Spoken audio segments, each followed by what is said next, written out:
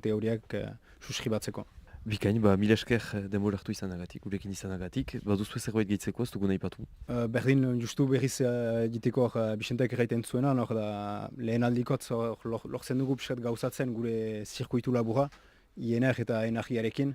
Hori da betiko helburua haukan duguna, tokian ekoiztea, eta gero saltzea energiari eta energiak tokiko kontsumitzaileak. Eta lehen aldikoz toki hortan lortuko dugu zirkuitu labur hori gauzatzen. Guretzat biziki importanta da etapa hori gure ahemanean eta lujaldearen zat. Bikain, mila esker Iban eta Bixente gurekin izatagatik. Mila esker zuri. Mila esker zuri.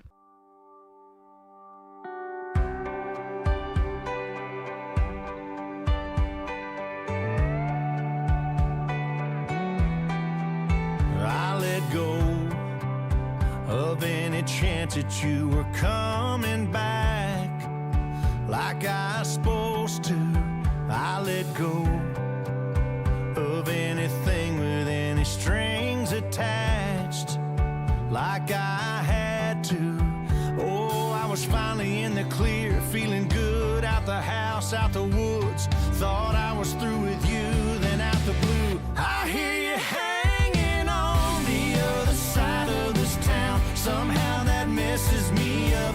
Wonder if that picture of us is still hanging on that paisley wall in your room, or did you take it down? I should've let go by now, but I keep hanging on to every word you said, like some old faded.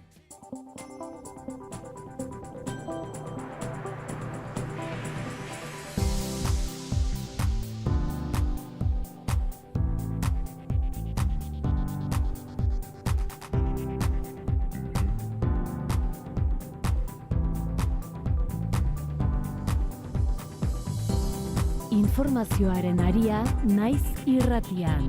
Iraia Kamra.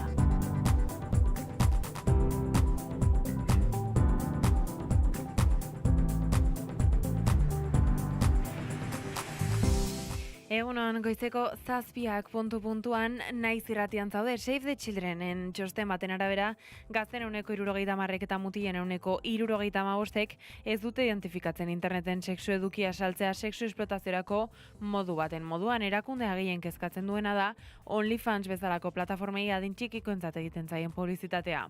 Erakundeak astelehen honetan argitaratu duen autoesposizioaren trampa txostenaren datuak dira hauek.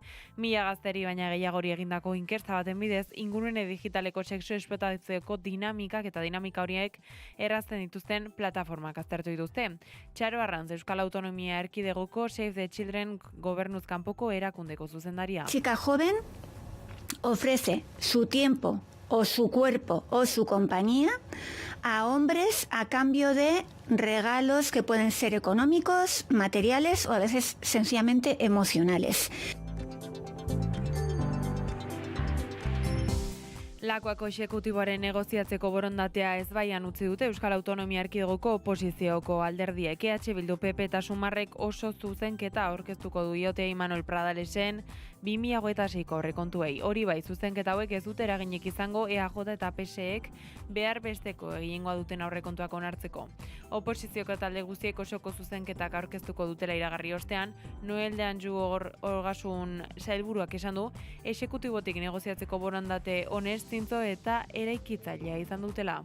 Diagnostikoak bat etorri arren, ez dugu benetako adostasun borondaterik aurkitu.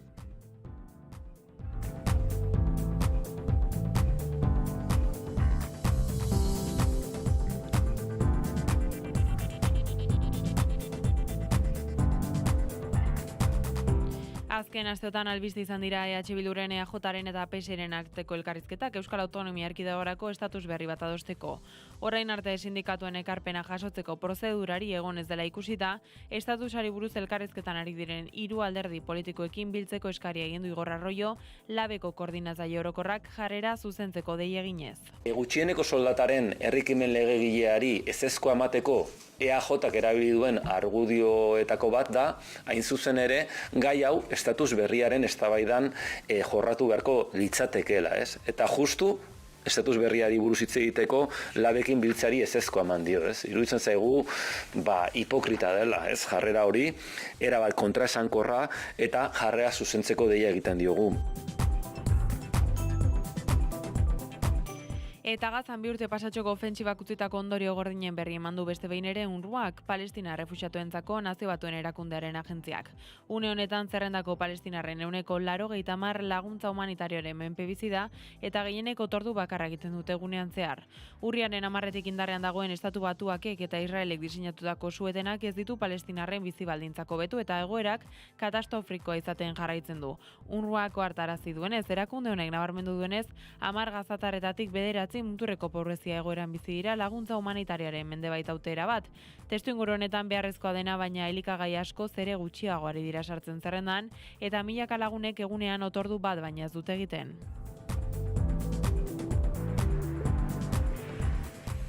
Eguraldia eta trafikoa naiz irratian. Trafikotik esan digute errepideak lasai daudela, beraz goazen eguraldiaren xehetasun guztiekin Iker Luzea.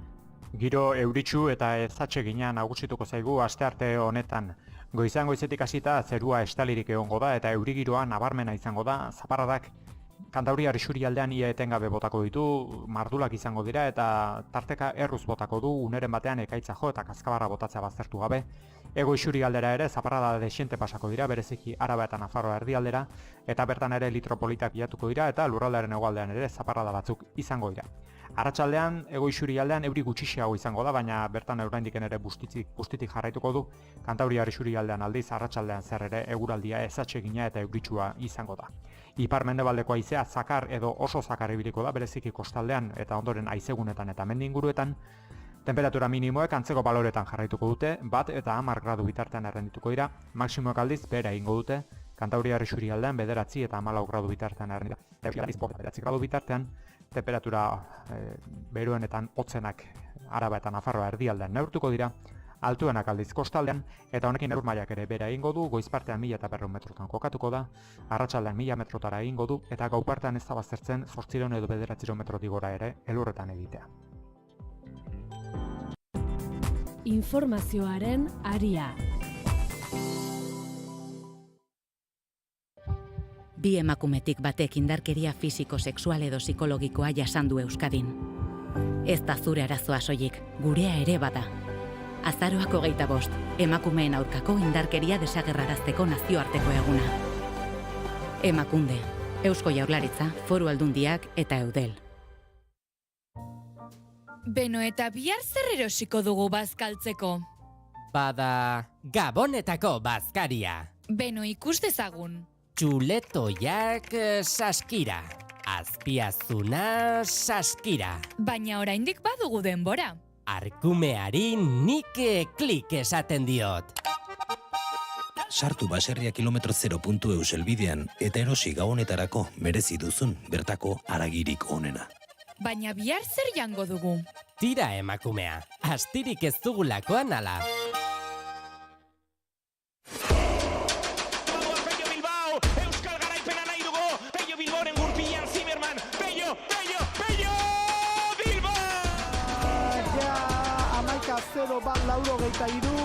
Bigarren tokian Tolosaldea dator, Tolosaldea. Hortzeko Mikel Oyarzabal, tiro, Ikuspinekin ate aurrean da, eta hirugarren Atletikena. Gaizto doa ezer panetaren ondora, eta tanto, 19 jaun Andreok. Ikustea baino gehiago. Bizi gurekin Euskal Kirolaren hitzordu nagusiak. Txapeldunen ligan bizirik jarraitu nahi du Atletikek eta horretarako irabazi egin behar du. Slavia Praga Athletic Club. Gaur, 9:00 laurden gutxiagotan hasita, zuzenean Naiz irratian.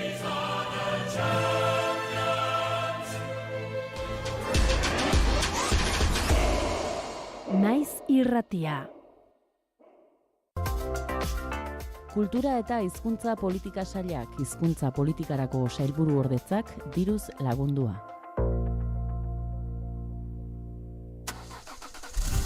Bi emakumetik batek indarkeria fisiko-sexual edo psikologik.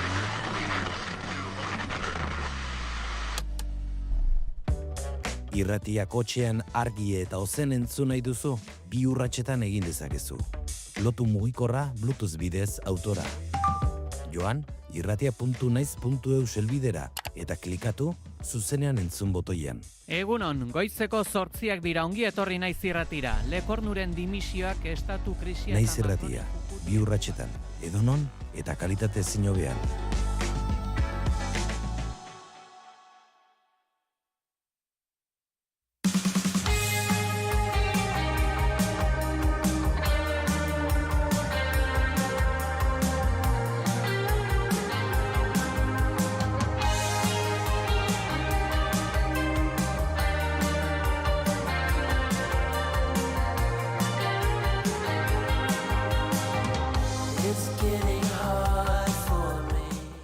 Zazpiak eta 8 erlojuan oraintxe bertan eta badakizue goizeroko moduan iritsi dela eguraldiaren tertuliarako unea eta horretarako beti bezala enago bakarrik gaur ere nirekin daukadalako Jon Kolino, egunon? Egunon, Idoia. Zer modu zaude? Pues oso ondo, ja, euria llegatu da, hori behar genuen, eta ez dago hainbeste hotxa, gaurkoz hori bederatzi grado, nahiko epen, Bai, hori galdetu nahi nizun, ze giro daukaz oraintxe bertan? Pues hori zera, euria egiten ari da, atxo euritio bat egon zan, baina ondo, oso ondo, komenigarria izan zen, jauzitako uria, oso ona. Eta aste honetarako zer espero da?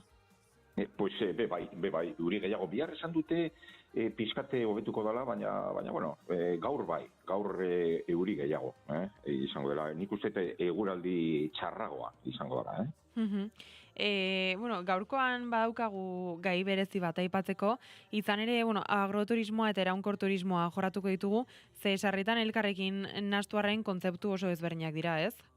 Bai, diferenteak desberdinak dira. Jendea pentsatzen du gero eta gehiago, jendea, badakizue, hori agroturismo pilo bat egiten ari dela, baina olako aukerarekin pentsatzen dugu ja iraunkor turismoa egiten ari garela, eta gu pentsatzen dugu zerbait sakontxoagoa dela. Ordune agroturismo baten gaudenean, jarraitu behar dugu etxeko ohiturak, normalmente etxean egiten dugun moduan. Claro, ni pentsote ingurugirok praktika horiek, fakturak merkeago izateko egiten dugu normalmente. Baina, claro, ni pentsatzen du bai, guk aterpetxa dugu, eta naiz eta turismo desberdina datorren, baina ondino ez dute olako praktika, ingurugiroko praktika onak egiten. Orduan, claro, pentsau, baserri edo agroturismo baten barruan gaudenean, dutxa hartzerakoan adibidez, pentsatu behar dugu 3 minutukoak izan behar direla, eta nahiko. Eta gero kalefazioa bai, kalefazioa ebeek esaten diguten, 18-19 graduaren tartean egon behar gara. Eta gero gauean 18 graduan. Eta holan izan behar da. Ez gaude egon behar holan Kariben bezala. Holan prakamotxekin eta hori gela baten, ez? Hori izan behar da. Nik, bai, izan? Bai, ez, gero argiarekin ere. Jendea, datorrenean hori jendea pentsatzen du bai argiak hori gutxitzeko denez, azkenean, hemen txutxeko dugu itxalde barik, ez? Eta ez da hori. Nik galdetu nahi nizun, batez ere entzuten ari zaigun pertsona horrek argi izan dezan, nola beriziko zenituzke agroturismoa eta iraunkorturismoa ez gutxitan? Agroturismoa eta iraunkorturismoa diferentea esan dugu, diferentea dela. Baina, claro, jendea, guk jendea onatortzerakoan beti esaten dugu kodigo de buenas prácticas ambientales. Orduan beti esaten dugu hori. Eta zerrenda baten daude jarrita, eta hori egiten dugu, diferentziatzeko apur bat olako turismoak. Baina, karo, guk gaude sartuta Reag da Red Española Albergues Juveniles, eta etortzen den jendea da ja diferentea. Baina ez eta hori, afinatu behar dugu apur bete, bai. Lehen, ez dugu aipatu, baina Areitz Soroa proiektua daramazu, Horrelako proiektu batek zein osagai ditu turismo jasangarriaren norabidean? Bai, olako turismoa, bai, jendea, pentsatzen du jendea, ona etortzerakoan ja zeo zer aurkituko duela, zeo zer ingurugiroari buruz. Eta horrezegatik dator. Ona ondo pasatzera bebai, baina herriko eta auzoko, guka auzo batean gaude, eta auzoko giroa disfrutatzeko. Ez da berdina, jende pilo bat dator, pasatzeko gau bat, edo 3 egun edo lan. Baina gero, disfrutatzera hirira doa, Bilbora. Hementxe ez dira geratzen. Eta, klaro, iraunkor turismoa da hori, hementxe herrian geratu eta disfrutatu behar dute hemengo gauzarekin. Eta gainera, adaptatu behar gara, hementxe herriko ohiturak dira diferenteak. Bizimodua diferentea da, eta guk ikusten dugu, bizitza ikuspuntu desberdinetatik ikusten dugu.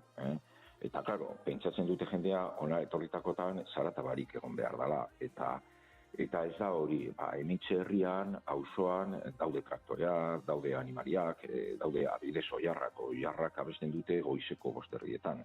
Eta, klaro, hori gure zarata da, herriko zarata. Eta nahiz eta bibak egiten mendian, azkenean mendian bebai daude zaratak, dago orkatza, daude azeriak, daude utxorrotak eta olako zaratak. Osa, utx dezibelioak ez dugu aurkituko, orduan adaptatu behar gara.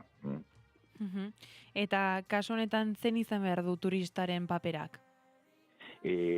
Turistaren paperak, azkenean, turistak haiek aukeratzekotan olako ohiturak, amoldatzen direnean, turismo desberdina egiten dute. Eta, karo, haiek integratzen badira herri baten, azkenean dana turismoa hobetuko da eta ingurugiroa hobetuko da. Gainera ez da bakarrik agroturismo baten barruan, baizik eta mendian ez dute bota behar paperak, bersilatu behar dute. Mendian ez dute bota behar zankarotxi baten barruan mendian, baizik eta boltatu behar dute bere sakarrarekin herrira, ez da. Egiten da biziklapena egunero, baina mendian ez dakigu noiz joango den olako kamioiak batzeko dan, ez da. Eta holan da, printzipio horiek mantendu behar dugu, baina ez dugu konfunditu behar olako turismoa, agroturismoa, bai, oso ondo dau, eta gero eta gehiago badau, hobeto guretzat. Baina jarraitu behar dugu esandako ohiturak. Diferentea da, eta hotelak Mediterraneora joaten bagara, eta hotel baten bagaude, bai egin aldezakegu olako iraunkor turismoa, diferentea da.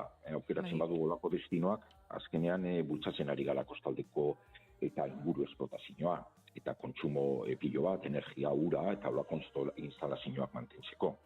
Baina, holan egiten badugu, ingurugiroa eta turismoa asko betuko litzatik,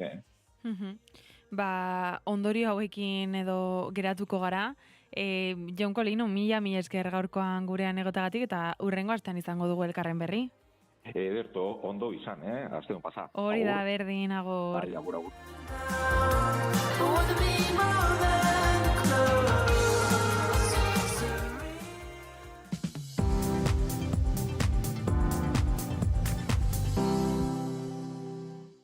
Siempre has dormido tranquila, casi siempre boca arriba. Nunca he podido entenderlo porque yo no. Dicen que vuelven los pájaros una vez en diciembre. Vuelven cada vez que yo pongo una mano en tu vientre. Y ahora estoy mejor, ahora estoy mejor, yo ya estoy mejor.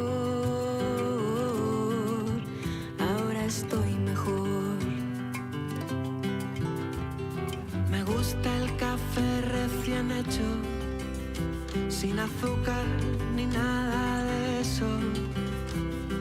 Nunca he podido entenderlo porque a ti no. Dicen que vuelven los pájaros una vez en diciembre.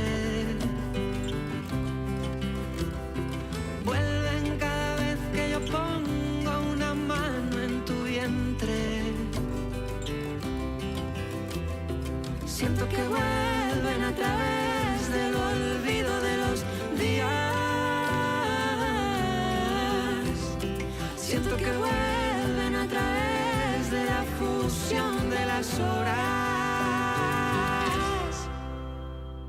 ¿Y a dónde vamos tú y yo? ¿A dónde vamos? ¿A dónde? Con las ventanas cerradas. Las ventanas cerradas. ¿Y a dónde vamos tú y yo? ¿A dónde vamos? ¿A dónde? Vas sobre mi cama.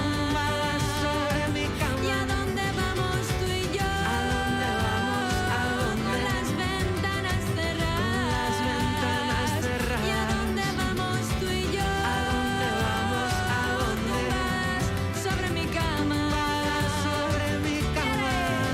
Hey. Huele ire, ire, ire, ire. Huele ire, ire, ire, ire. Huele ire, ire, ire, ire. Huele ire, ire, ire, ire. Huele ire, ire, ire. Y huele ire, ire, ire. Y huele ire, ire, ire, ire. Huele ire, ire, ire, ire. Siempre has dormido tranquila, casi siempre boca arriba. Nunca he podido entenderlo porque yo no.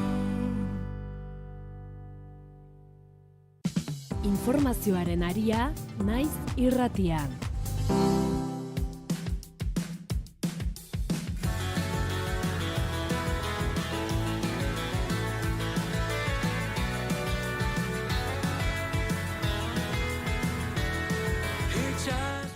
Lakuako esekutiboaren negoziatzeko borondatea ezbaian utzi dute Euskal Autonomia Erkidegoko oposizioko alderdiek EH Bildu, PP eta Sumarrek osoko zuzenketa aurkeztu diote Imanol Pradalesen 2026ko aurrekontuei. Hori bai, zuzenketa hauek ez dute eraginik izango, EAJ eta PSek behar besteko gehiengoa dute aurrekontuak onartzeko. Oposizioko talde guztiek osoko zuzenketa aurkeztuko dutela iragarri ostean, Noel de Anjur Ogasun sailburuak esan du, esekutibotik negoziatzeko borondatea honest, zintzon eta eraikitzailea izan duela.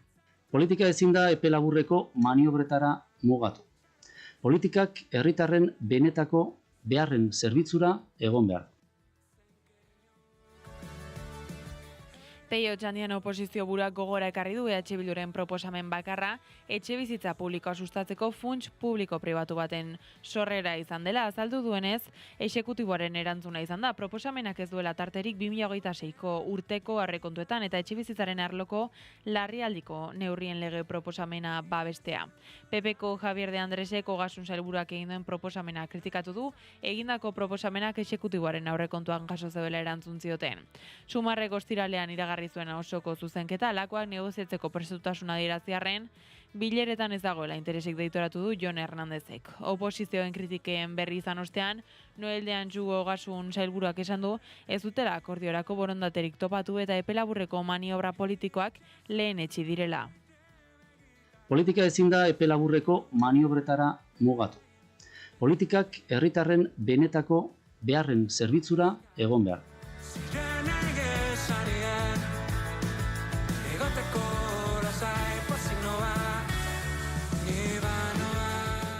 Eta Arnaldo Tegik ukatu du Pedro Sánchezekin bildu deneik. Pedro J. Ramirezen El Español Hedabideak baieztatu duen moduan, EH Bilduko idazkari nagusiak albisteak gezur gisa definitu du. Zalo Badiola. Informazio horren arabera, Pedro Sánchez eta Santos zerdan EH Bilduko idazkari nagusiarekin bildu ziren Bilboko aeroportutik gertu dagoen baserri batean 2018ko maiatzaren 24tik 31 bitartean.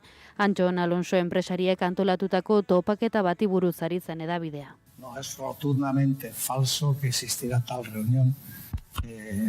yo creo que tengo acreditado una cierta credibilidad delante de nuestro pueblo y de nuestro país.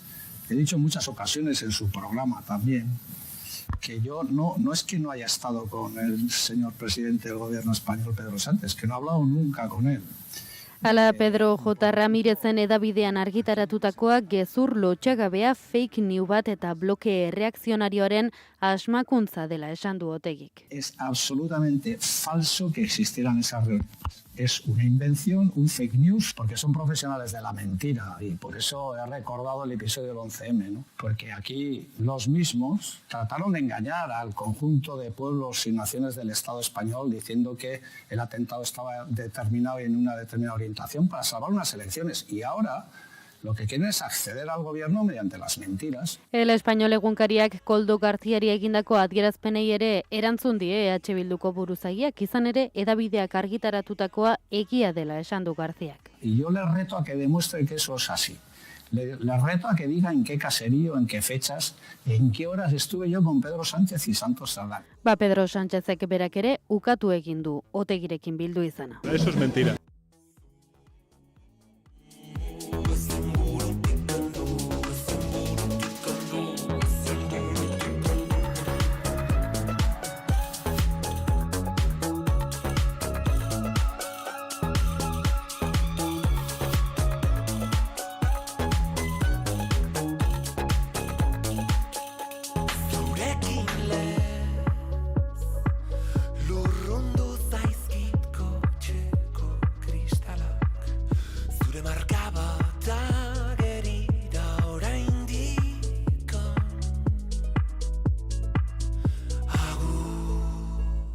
Idatzi zenuen iskin baten, eta orain zen.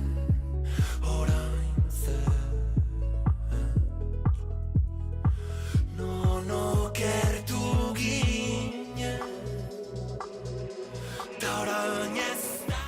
Save the Childrenen txosten baten arabera gazten 70% eta mutien 75% ez dute identifikatzen interneten sexu edukia saltzea sexu esplotatzerako modu bat bezala. Erakundea gehien kezkatzen duena da OnlyFans bezalako plataformei adin txikikoentzat egiten zaien publizitatea. Erakundeak astelehen honetan argitaratu duen autoesposizioaren trampa txostenaren datuak dira.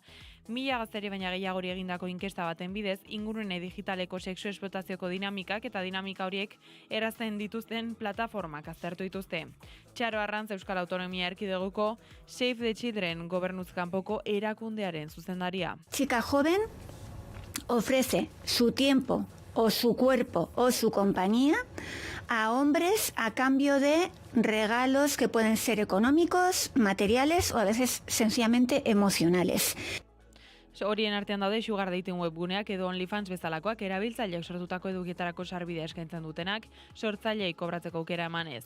Hala 10 gaztetik 4 aitortu du 18 urteak bete baino lehen bideoak ikusi dituela eduki sexuala salduz plataforma digitaletan dirua nola irabazi azaltzen dutenak eta 2,5 adierazi du horren truke dirua irabazi duela adingabea izanik.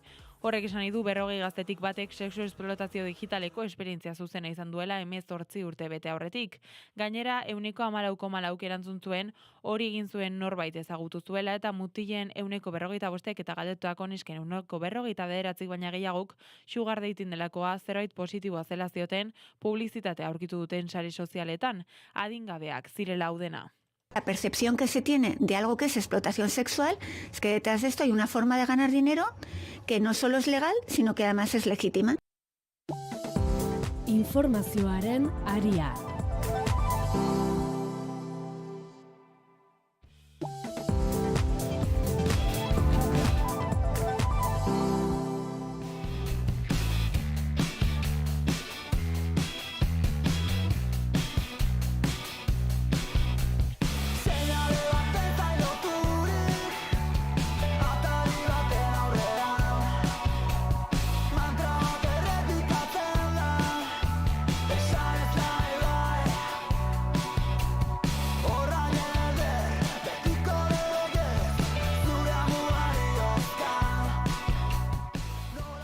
Eta mundu mailara joango gara orain, Gazan 2 urte pasatxoko ofentsibak utzitako ondorio gordinen berri eman du beste behin ere UNRWAk, palestinarre refuxiatuentzako Nazio Batuen Erakundearen agentziak. Une honetan zerrendako palestinarren 180 laguntza humanitarioaren menpe bizi da eta gehienek otordu bakarra egiten dute egunean zehar.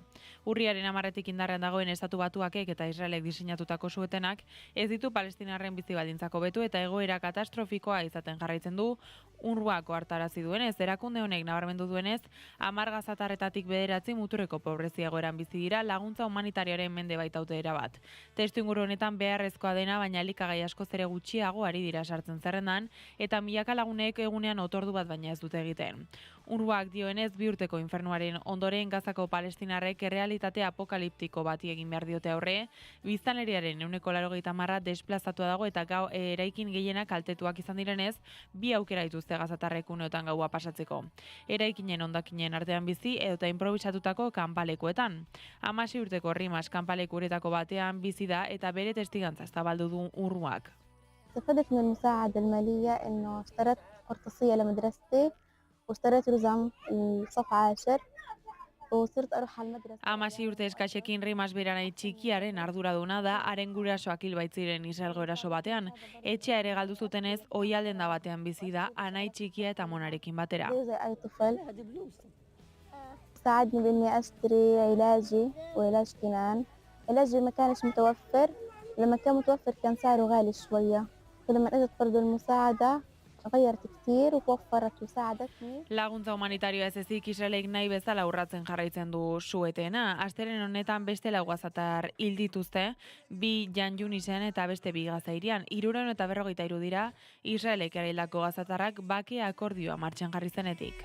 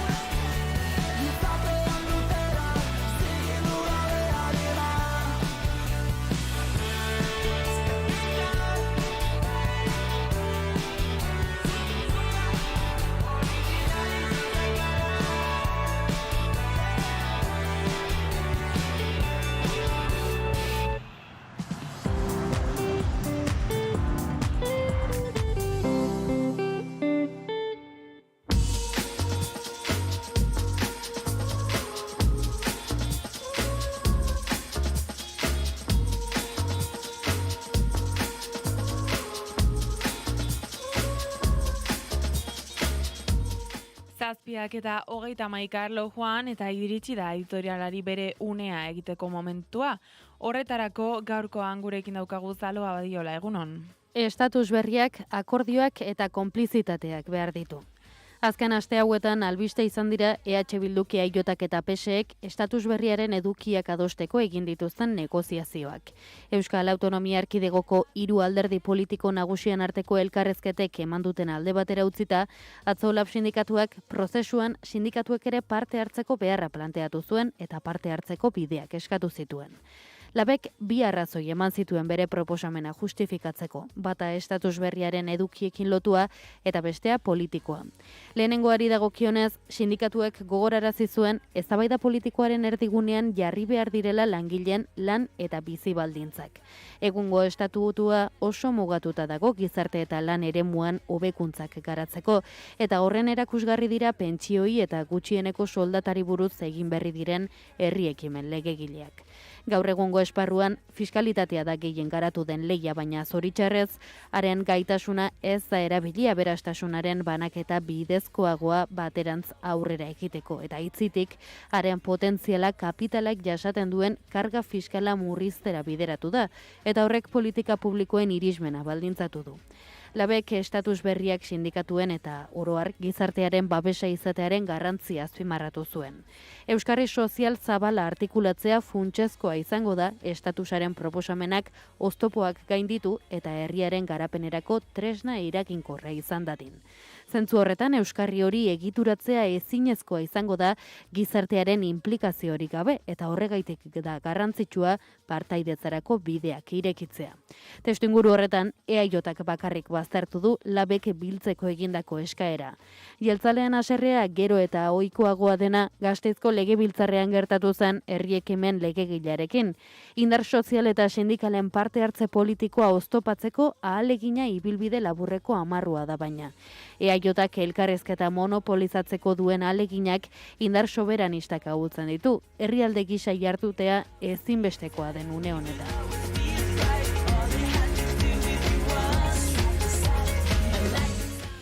Behin editorialari bere tartea eginda, azalen errepasoaren ordua iritsi da, eta etxetik hasiko gara ohiko moduan gara egunkariaren gaurko azala begiratu. Titular nagusiak honela dio, oposizioak gezurtatu egin du lakoaren elkarrizketarako borondatea.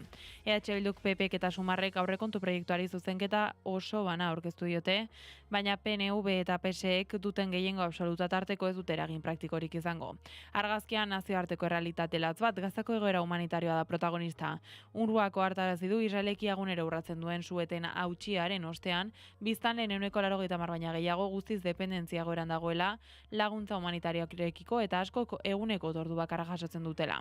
Egoera jasan ezina dela diote. Berriaren azalak nazioarteko tentsio geopolitikoari eman dio protagonismoa. Titularrean Estatu Batuak Ukraina hozten duen bitartean Trumpen diskurtsoa Venezuela berotzen du.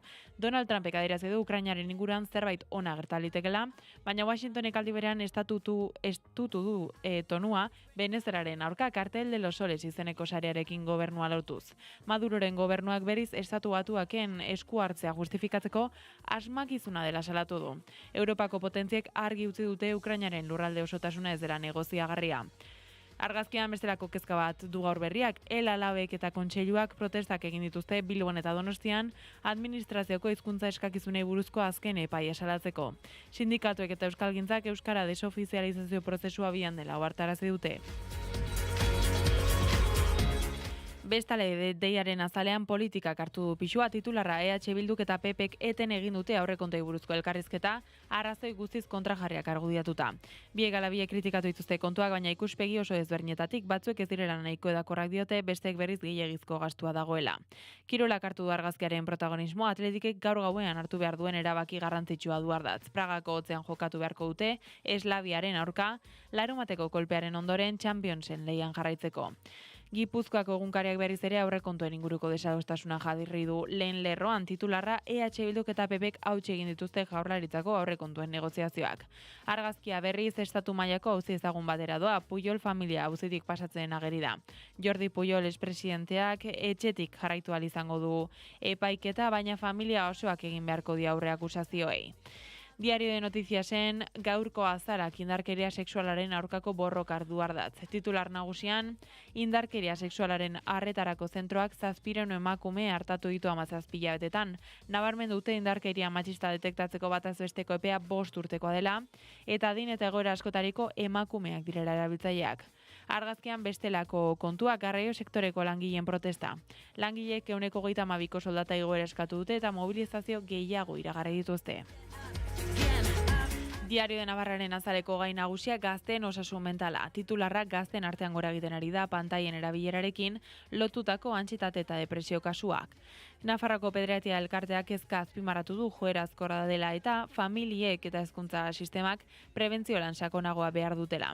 Argazkian berriz Pujol familia auzitegian ageri da. El Correok segurtasun politikaren inguruko eztabaida soziala jarri du lehen horrian, titularra Mosoek ertzaintzaren bidetik jarraituko dute eta delituen egile jatorria argitaratuko dute. Neurri hauek Euskal Autonomia Erkidegoan sortu duten polemikaren ondoren Katalunian PSC eredu bera aplikatzeko asmoa duela diogunkariak. Argazkian berriro ere Pujol familia auzi aurrera doa eta 95 urte izan arren, presidente hoiak ez du epaiketa saiestuko, naiz eta etxeko konfortutik jarraitu. Azkenik, El Diario Baskoren azalean indarkeria bikarioa testigantza gogorra da nagusi. Titular eta argazki nagusian zure senarrak zure semea hiltzean bizirik hiltzea da. Itziar Loinazen hitzek 2011an Donostian semi gaztea galdu zuenetik bizi izan duen infernua gerean uste dute eta indarkeria bikarioaren lege aldaketa premiazkoa dela aldarrikatzen du. Diario Basko gogora ekartzen ditu gainera azken 2 urtetan Zarautzen, Pasaian eta Orion gertatutako 3 kasu lazgarriak.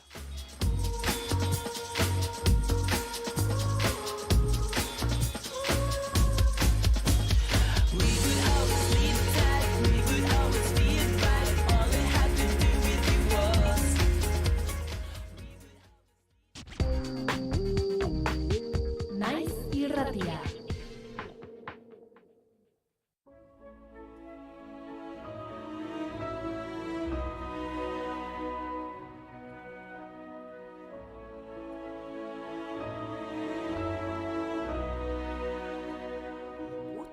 Zu kontatzen, zederra den itzultzea.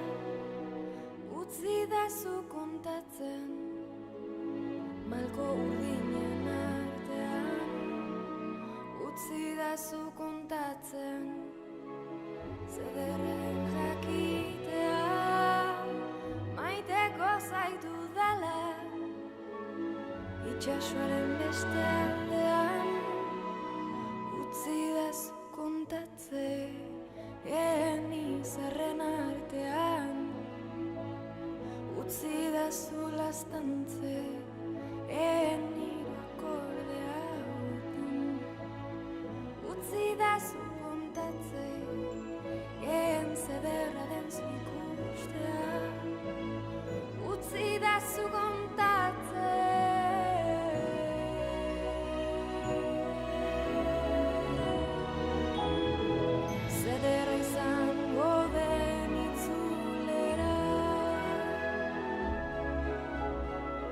elkarren besoen zabalera.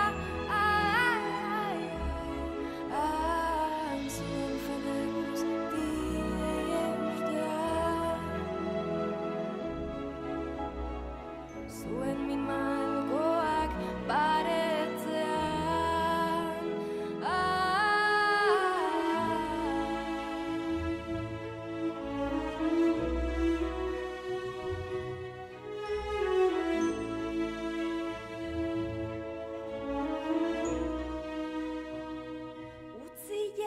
Kontatzen, peinume zirela, amestu zutela, itxasoaren beste aldeaz, egan egiteko egoak, bakean bizitzeko, ez dute besterik nahi, gaur gurekin dantzatzeko.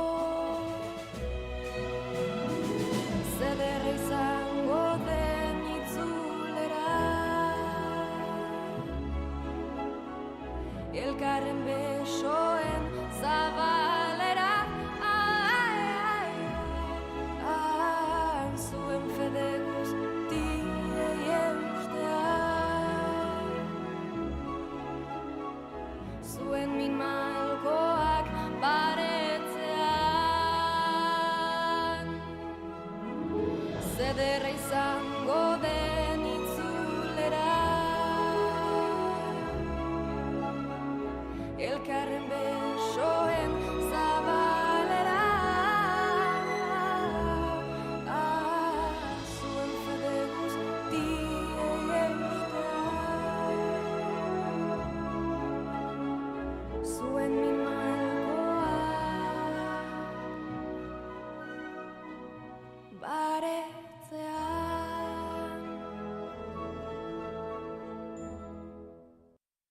Informazioaren aria, Naiz irratian.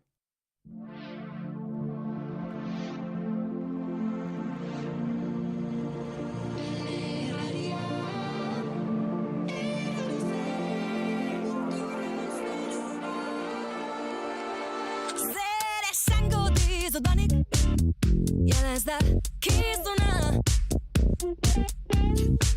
Handiagoak ditugu, batikak baino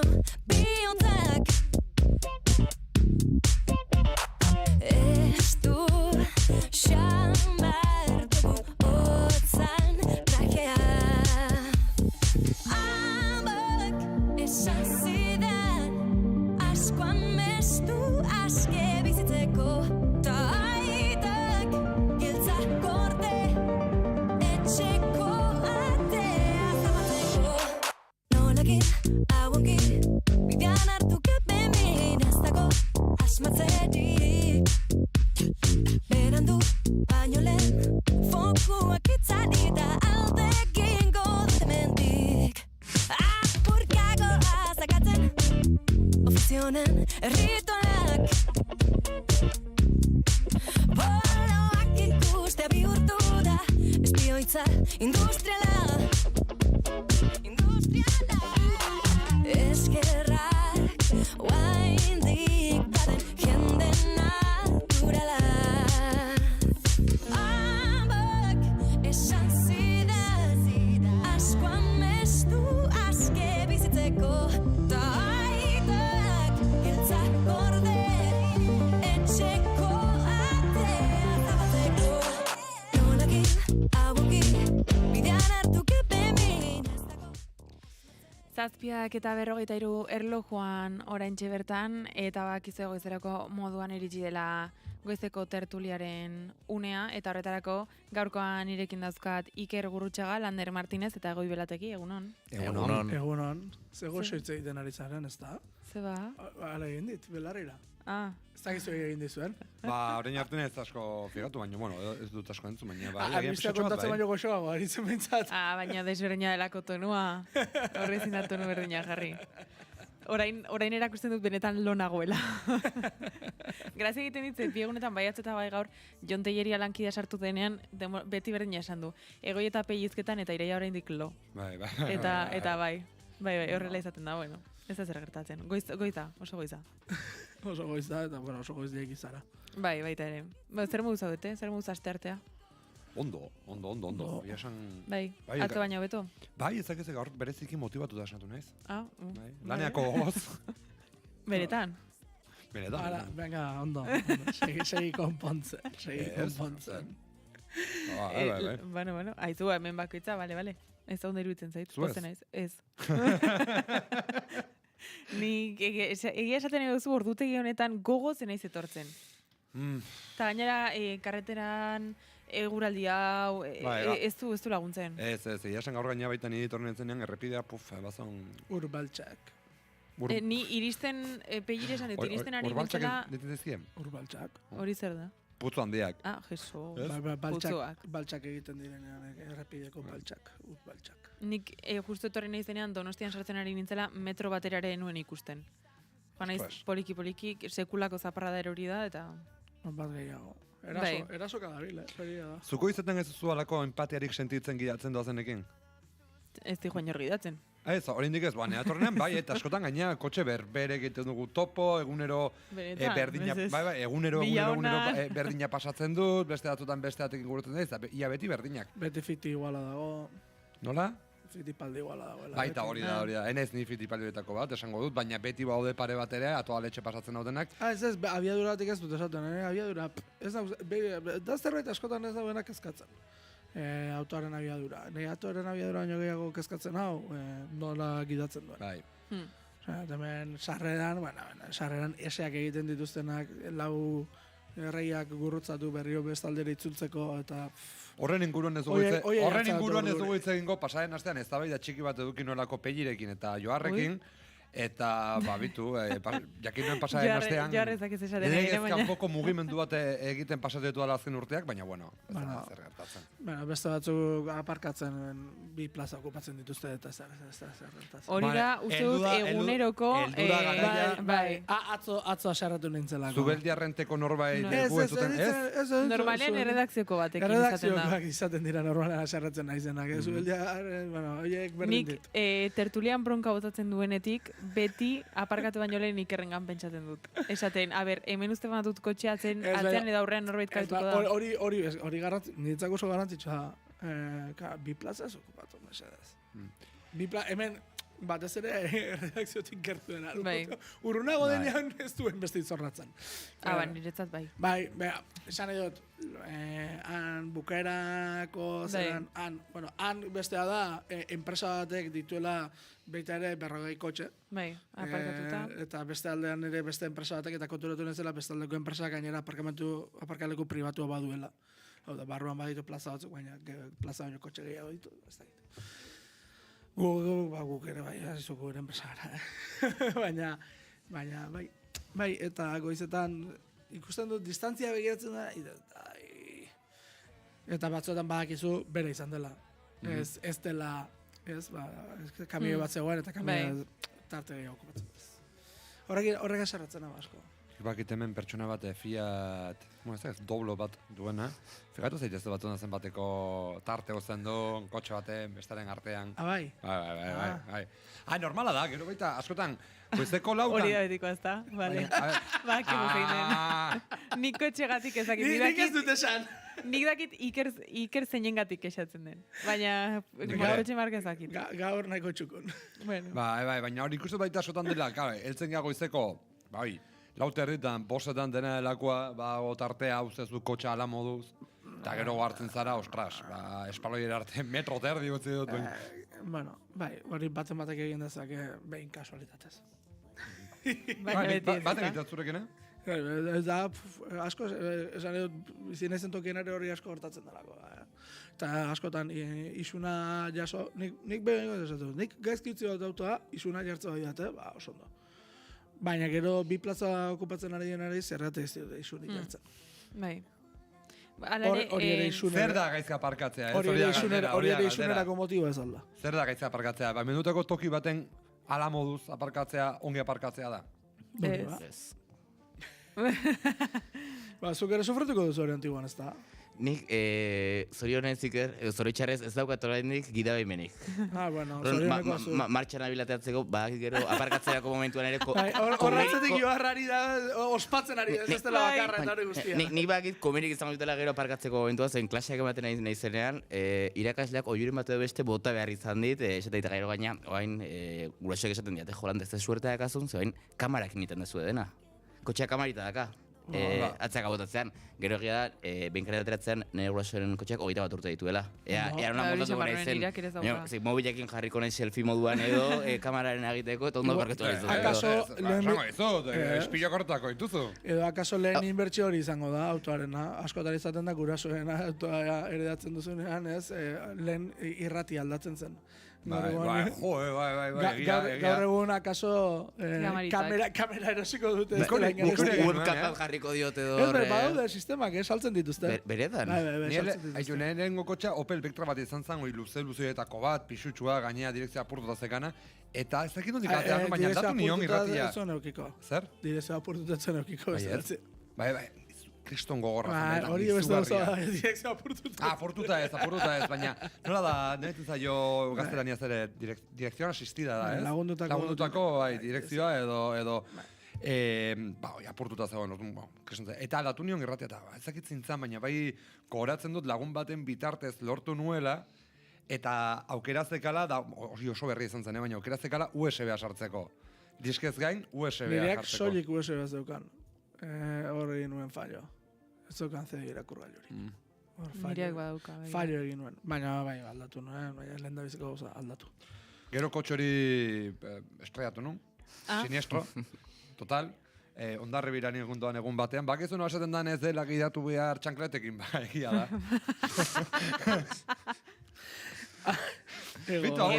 Hau gainera oso bekontuko.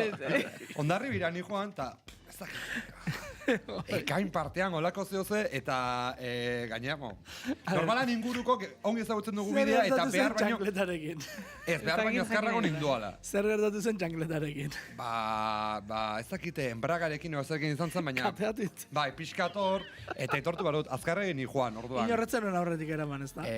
Gutzi. Kontua da, hau denek hartatu zela, rekta batean gainera, Hondarribiko aireportuaren parean. Aireportuko hortan, amuten. Hori da, amuten. Da, bakizu amuteko azken semaforoa. Bai. Horretan, eta idortzen dut, behar baina azkarra ninduan, zertara ikusten, eta batean, gorri jarri zan, eta zapaltzea jo nintzanean, oinak, ez fren izango zan, oinak, eskapu intzidan, ez duen ongi frenatu, eta aurreko kotxe eman nion. Volkswagen Polo bat. Eta gaina beti gogoratuko... Gainera kotxe Nafar bat txikitu zenuen, jode. Ez, baina nire kotxea sinistro total izan zen, eta Volkswagen nahi zion iezer egin bakarrik. Zen, Nafarroan egindako kotxea? Hori da.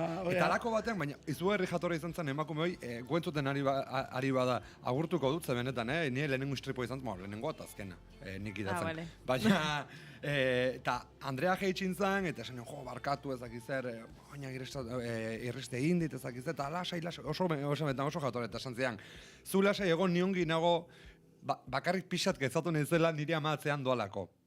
Emakume bat ami, ez esan, amarekin zuaz, bai, nire semearekin batera dago.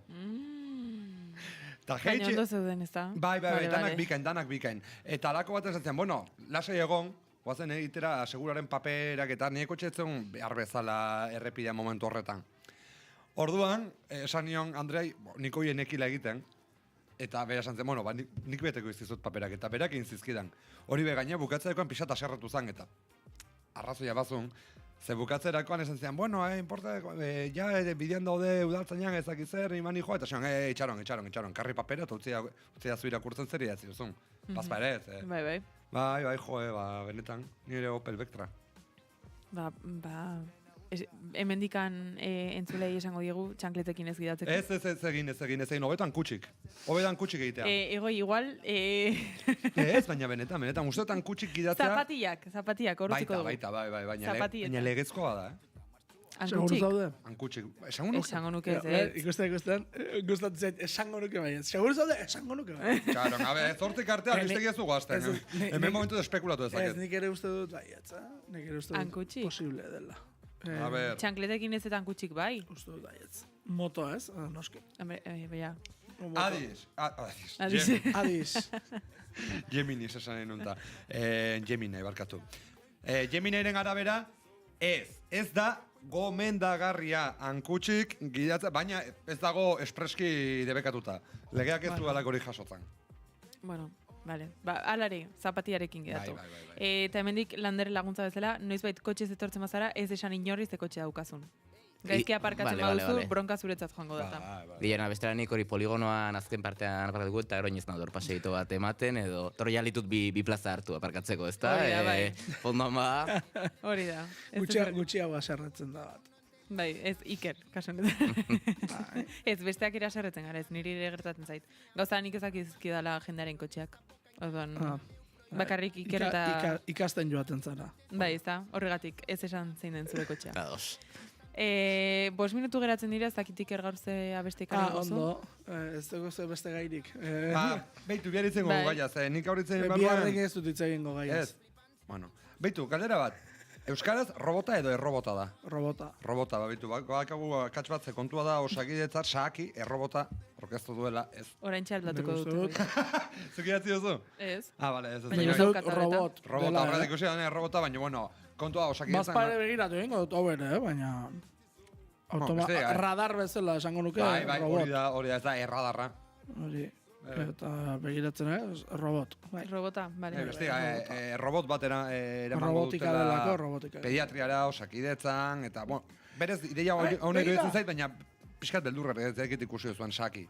Ez, osakidetzaren saki. Japoniar kutxo eman nahi zioten. Ondak fabrikatu ditu. Edo Toyotak. Ikerrekin agora entzun da saki, bai, saki da sakea, bai, nahi zuna, baina... Pizka bat, ez, gainera robotak jakinda Japonian egin dituzela gehienak, ez dakit. Robotak pixat, zarkituta geratzen ari dira, ez? Lehendabizeko izan zen Emilio. Urtero eskatzen nula gamonetan, eta sekulan ekarri. Eta gero bestea zela magia itekoa. Borras ez bestia. Nik horrelako bat eduki nuen. Eta gero aurretik, bueno, lehendabiziko izan zen, kortozirkuito. Esa pelikula esok ez duzu ezaguteko, kaso. Zirkuitu laburra. Bai. Wall-E pelikularen sorrerakoa. Kutre baina zu ere romantikoa gaur orgoz. Gero Wall-E etorri zen. Gero tartean Emilio zen olako robot txuri bat, ez dakigula zertarako balio zuen, baina oso ondo saltzen zuten iragarkietan. Baina robota zen, nik esan plastiko oso puska bat zela grabazio batekin. Hori da. Baina iragarkietan ze ondo saltzen ziguten iragarkietan. Zer da beste gauzetak batek, abonetako jostailuen iragarkiak. Bitu, hori gai polita da, baina kontua, argiak geroz eta lehenago, baina ez dakauza sentsazioa... Iragarkiak beroz eta berandugo, ez. ez ditugu umeen telebista kanateak ikusten. Aldatu egin dituzte, nitxo aldatu dute. Eta ni aserre. Asko maite ditut, iragarki horiek. Ba, ikusi un Jostailuenak. Ez dut horretarako agarki ikusi. Joia, trikibol. Tragabola sin parar. Bandai! De Bandai! Bibizak. Que es mal para jugar. Rima y juega feliz. Denak, baina, baiten dituen. Trikibol zen, nik nahi nuen eduki beste jostailu bat. Eta kokodriloena. Cocodrilo, sacamuelas. Sacamuelas. Nik hori badaukat. Cocodrilo, sacamuelas, bai. No, tragabolas sin parar. Hori tragabolas. Es que, joder. Operación, hoy bai eukinula, operación. Bueno, nik operación eukinuen merkekoa. Ze, hoi denak B edizioak zeuden merkekoak. Eskalestrika bezala. Baina, bueno, bitu ez. Eskalestrika nik ukeukitze genuen bat, beti erre egiten zen motorra. Lehen da biziko itzulian. Ez da gizarra egiten genuen, izorrotu egiten zen itzuli bat, irautetzi guen zer. Akaso aparkatzeko moduagatik izan daiteke? Ni ez naiz izan, Ni ez naiz izan. Nik... Bakarrik esango dut gauza bat. Pei, ez zeure burua saldu duzu. Nik bakarrik marka ipatu dut. Eta kotxe ez dut esan. Ez dugu inungo momentuan izenik esan. Ba, nire iturriek ez didate hori esan. Fiatu zaitez teknikariaz? Hombre, norretaz fiatuko naiz bestela. Ez dugu izenik esan. Bueno, Peia, etortu diozu Euskarri osoari zuzarela... Bueno, nik laguntzeko esango dizuet, tartea, noiz bai, egia da, tarte uzten baldin badut, bada, beste lankide batek oso pegatu aparkatzeko ohitura daukalako. Hori niri bota dit. Ez, beste bada, kotxe urdin badaukana. Nire... Badakigu. Nik ezaki. Antzeko kotxea duen bat, kolorez aldatuta. Eta egia da esan dudana, oso gertu aparkatzen dudala. Eta zerretzen da? Ez naiz zerratzen baino nala da. Bai. Gertu aparkatzen dut eta bestela ibile belzu horra atzera, horrera. Bueno, hemen utziko dugu. Kotxe marka berbea denez ere, ukitzen badia. Bihar arte, agur. Aio.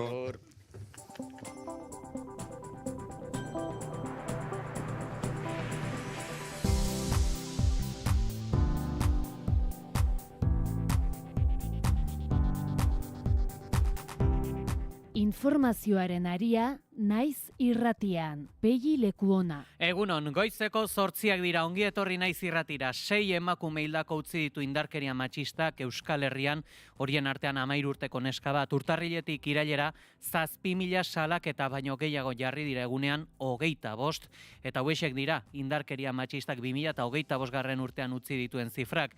2024tik ona, sexu askatasunaren aurkako erasoek 106 egin dute gora, eta horiek ala, emakumeen aurkako indarkeria ezabatzeko egunean kalera jotzeko deia egin du Euskal Herriko mugimendu feministak. Iraia Kadra, egunon? Egunon, Pei eta egunen entzuleak, zuen hipokresia indarkeria da lelopean indarkeria matxista sostengatzen duten egiturak eta erasotzaileekin dauden konplizitate sareak salatu dituzte. Indarkeria matxista ordea, beste 11 formetan ikus dezakegu gure egunerokotasunean. Eta aurtengoan, hoiek sostengatzen dituzten egiturak, konplizitate sareak eta anaidiak salatzera aterako gara kalera. Izan ere, emakume, trans eta boierok jasaten dugun indarkeria ez da ausazkoa. Mugimendu feministaren arabera egunero ikus daiteke indarkeria matxista hainbat modutan eta gogorarazi dute emakumeek, transpertsonek eta lesbianek jasaten duten indarkeria ez dela kasualitatea. Sistema kapitalista, cis-heterotero patriarkala, arrazista eta koloniala dela salatu dute. Ba horiek ala emakundek eta Eusko Jaurlaritzak 2024an egindako inkestak ere agerian uzten du Euskal Autonomia Erkidegoko emakumeen 48ak indarkeria matxista pairatu duela bere bizitzan zehar eta 43 jazarpen egoeraren baten biktima izan direla.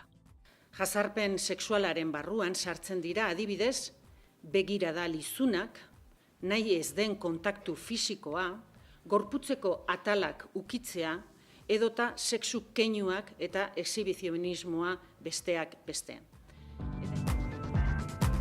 Lakuako exekutiboarekin negoziatzeko borondatea ezbaian utzi dute Euskal Autonomia Erkidegoko oposizioko alderdiek. EH Bildu, PP eta Sumarrek osoko zuzenketa aurkeztuko diote Imanol Pradalesen 2026ko aurrekontuei. Oposizioko talde guztiek osoko zuzenketa aurkeztuko dutela iragarri ostean, Noel Danju Olgasun Salburuak esan du, exekutibotik negoziatzeko borondate honez zintzo eta eraikitzailea izan dutela. Diagnostikoak bat etorri arren, ez dugu benetako adostasun borondaterik aurkitu. Txandian oposizio buruak gogora ekarri du, EH Bilduren proposamen bakarra, etxe bizitza publikoa sustatzeko funts publiko pribatu baten sorrera izan dela, azaldu duenez, exekutiboaren erantzuna izan da proposamenak ez duela tarterik 2026 urteko aurrekontuetan eta etxe bizitzaren arloko larrialdiko neurrien lege proposamena babestea.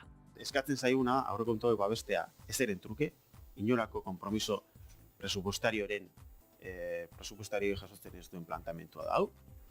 Eta bi, gainera eskatzen zaiguna da, urgentziazko etxe bizitzaren alorrean, urgentziazko neurria plantatuko dituen legea geure egin behar dugu. Bestalde, Arnaldo Otegi ukatu du Pedro Sánchezekin bildu denik Pedro J. Ramírezen El Español edabideak baieztatu moduan. EH Bilduko idazkari nagusiak albistea gezur gisa definitu du. Autoritarismoari eta fascismoari aurre egiten zaio. Hau ezen entzun behar genuna, baina hain zuzen El Español egunkari digitalaren esanetan Pedro Sánchez eta Santos Cerdan EH Bilduko idazkari nagusiarekin bildu ziren Bilboko aireportutik gertu den baserri batean 2018ko maiatzaren 24-tik 31 bitartean Antxon Alonso enpresariak antolatutako tonpaketaz mintzo da edabidea. Eta esango dugu naziertetik ere, Errusiak, Kiev eta Europar Batasunak Ukrainako bake planean sartu dituzten aldaketak baztertu ditu. Moskuk Trumpekin jatorriz adosturiko 24 puntuak bere horretan mantentzea eskatu du, Europarrek NATO ala Ukrainako lurraldeari dagozkion konpromezuak ezabatu ostean. Hauek ez dira eraikitzaileak hala definitu ditu aldaketak Yuri Ushakov Kremlineko kanpo aferetako aholkulariak. Да, мы были ознакомлены с одним вариантом. Kiev eta Bruselak bertan bera utzi dituzte Ukraina NATOtik kanpo mantentzeko konpromisua, NATOko tropak Ukrainan ezartzeko puntua eta Donbasara Krimea Rusiara batzeko aukera. Eta goiz honetako azken orduko albiste ere badugu, Espainiako gobernuak indarkeria matxistan espezializaturiko Teresa Peramato proposatuko duela estatuko fiskal nagusi izateko. Álvaro García Ortizek karguari uko egin ostean, Gorenak agindutako gaitasun gabetzea tarteko. Eguraldia eta trafikoa naiz irratian. Errepidan bada nabarmentzeko jazoeraren bat? Hainbat punto aipatzeko, ohiko autopilaketak Bilbo inguruan, Leioan, Barakaldon eta Galdakaon.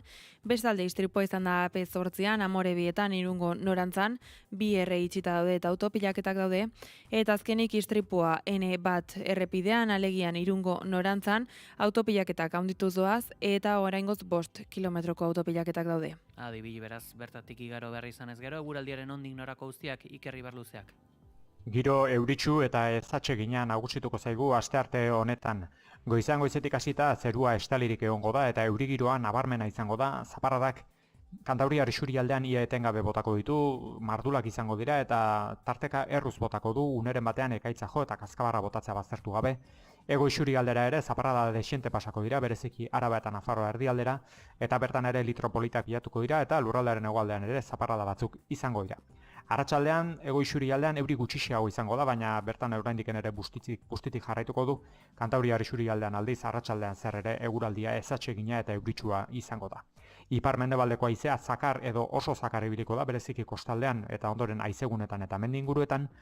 Temperatura minimoek antzeko baloretan jarraituko dute, 1 eta 10 gradu bitartean errendituko dira, maksimoek aldiz behera egingo dute, Kantauriar isurialdean 9 eta 14 gradu bitartean errendituko. 9 gradu bitartean, temperatura beroenetan hotzenak Araba eta Nafarroa erdialdean neurtuko dira, altuenak aldiz kostaldean, eta honekin elur mailak ere bera egingo du, goizpartean 1200 metrotan kokatuko da, arratsaldean 1000 metrotara egingo du, eta gaupartean ez da baztertzen 800 edo 900 metrotik gora ere elurretan egitea. Joarra Izpura teknikan, azaroak 25 da, asteartea. Informazioaren aria.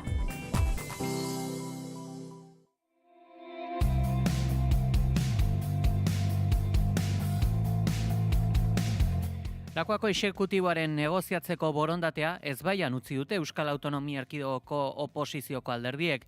EH Bildu, PP eta Sumarrek osoko zuzenketa aurkeztuko diote Imanol Pradalesen 2026ko kontuei.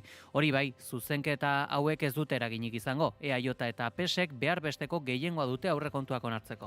Oposizioko talde guztiek osoko zuzenketa aurkeztuko dutela iragarri ostean, Noeldean Ogasun sailburuak esan du exekutibotik negoziatzeko borondate honez zintzo eta eraikitzailea izan dutela. Diagnostikoak bat etorri arren, ez dugu benetako adostasun borondaterik aurkitu. Peio Txandian oposizio buruak gogora ekarri du EH Bilduren proposamen bakarra etxebizitza publikoa sustatzeko funts publiko pribatu baten sorrera izan dela. Azaldu duenez, exekutiboaren erantzuna izan da, proposamenak ez duela tarterik 2026 urteko aurrekontuetan eta etxebizitzaren arloko larrialdiko neurrien lege proposamena babestea. Eskatzen zaiguna aurrekontuak babestea ezeren truke, inolako konpromiso presupuestarioren presupuestario jasotzen ez duen plantamentua da hau. Eta bi, gainera eskatzen zaiguna da urgentziazko etxebizitzaren alorrean, urgentziazko neurria plantatuko dituen legea geure egin behar dugula. PPko Javier de Andresek Ogasun sailburuak egin duen proposamena kritikatu du. Egindako proposamenak exekutiboaren aurrekontuan jasoa zeudela erantzun zioten. Nos presentaron un documento en el cual decían que creían que realmente ya que el presupuesto se ajustaba a lo que nosotros esperábamos. Y dije, pues no, el presupuesto no se ajusta a lo que esperamos, con lo cual no vamos a respaldar este presupuesto. Sumarrek ostiralean iragarri zuen osoko zuzenketa, lakuak negoziatzeko prestutasuna adieraziarren bileretan ez dagoela interesik deitoratu du Jon Hernándezek. Tenemos la sensación de habernos sentado en una mesa vacía. Oposizioen kritikek berri izan ostean Noeldean Ogasun sailburuak esan du ez dutela akordiorako borondaterik topatu eta epe laburreko maniobra politikoak lehenetsi direla. Politika ezin da epe laburreko maniobretara mugatu. Politikak herritarren benetako beharren zerbitzura egon behar. EAJak lehenetsi du, EAEko 2026ko aurrekontuak bi alderdi ezberdinen akordiori esker onartuko direla. Euskadik aurrekontuak izango ditu. Bi alderdi politiko ezberdinek babestutako aurrekontuak izango ditu. Araitzabala legebiltzarkideak kontsentsuak ezin izan direla zabaldu deitoratu du, balioan jarri du Euskal Autonomia Erkidegoak aurrekontuak izango dituela, ez Espainiar ala frantses estatuek bezala. Eta Mikel Torres enplegu eta ekonomia sailburu sozialistak aipatu du, oposizioko alderdiek posizio maximalistak zituztela. Ya se pudo vislumbrar un poco pues, la dificultad que podía existir, pero sobre todo por un desmarque de los propios partidos de la oposición que bueno, pues, tiene una serie de exigencias maximalistas o exigencias que van en contra de lo que es la línea argumental del presupuesto del gobierno. Arnaldo Otegik ukatu du Pedro Sánchezekin bildu denik Pedro J. Ramírezen El Español edabideak baieztatu moduan. EH Bilduko idazkari nagusiak albisteak gezur gisa definitu du. Hain zuzen, honek baieztatu baitu Bilboko aireportu inguruko baserri batean bildu zirela. Ni ez naiz sekula egon Pedro Sánchezekin, ez dut sekula hitz egin berarekin. Nik ez dut koldo ezagutzen, zuek aukeratu, koldoren hitza edo nere hitza. Hain zuzen, El Español egunkari digitalaren esanetan Pedro Sánchez eta Santos Cerdan EH Bilduko idazkari nagusiarekin bildu ziren, Loiuko aireportutik gertu dagoen baserri batean 2018ko maiatzaren 24tik 31 bitartean Antxon Alonso enpresariak antolaturiko topaketaz mintzo da edabidea eta Arnaldo Otegik balbistau gezurtatu du eta gogora ekarri du Madrilgo martxoak 11ko atentatuetan jazotakoa. Gogoratzen dezute martxoak 11ean nork esan zuen egia eta nork gezurra. Orduan gezurrak esan zituztenak, orain gauza bera egiten ari dira. PP Vox blokea eta beraien komunikabideak. El Español egunkariak Koldo Garziari egindako adierazpenei ere erantzun die EH Bilduko buruzagiak izan ere, edabideak argitaratutakoa egia dela esan du Garziak eta Pedro Sánchezek berak ere ukatu du Otegirekin bildu izana. Eso es mentira. Bestelako kontuetan, esango dugu, Mikel Torres lehendakari ordeak berretsi duela Gernikako estatutua ez dela urte amaierarako beteko, Pradalese konpromiso iragarriaren. Zailtasun teknikoen berri eman du ekonomia eta enplegu sailburuak. Ez azaroaren 16an estatuko legegintzaldiko lehen bi urtea gaindituta ez da urte amaieran ere Imanol Pradalesek esan zuena bezala. Gaur egun Sánchezen gobernuak ez du 1979ko Gernikako estatutua ixteko aurre ikuspen zehatzik.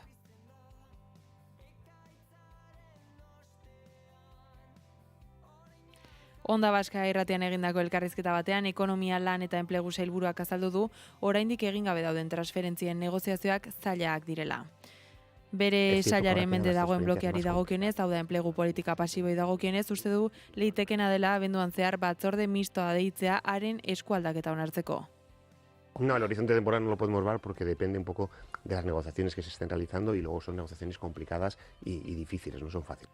Eta hala, sindikatuak estatuz berrian Euskal Langileen eskaera kaintzat hartzeko eskatu du. Igor Arroyo, sindikatu abertzaleko koordinatzaile orokorrak, gutxieneko soldata, pentsio propioa eta Euskal Zerbitzu Publikoen garapena proposatu ditu. Gutxieneko soldataren herrikimen legegileari ezezkoa emateko EAJak erabili duen argudioetako bat da, hain zuzen ere, gai hau estatus berriaren eztabaidan jorratu beharko litzatekeela, ez? Eta justu estatus berriari buruz hitz egiteko labekin biltzari ezezkoa eman dio, ez? Iruditzen zaigu, hipokrita dela, ez? Jarrera hori, erabat kontraesankorra eta jarrera zuzentzeko deia egiten diogu. Bi arrazoi azaldu ditu Arroiok, lehena langileen lan eta bizi baldintzak eztabaida politikoaren erdigunean kokatzeko beharra, horrela azpimarratu du 4 hamarkadatan patronalaren neurriko autogobernu eredua garatu duela EAJak. Kontzertu ekonomikoa eta zerga politika enpresari mesede egiteko baliatu direla.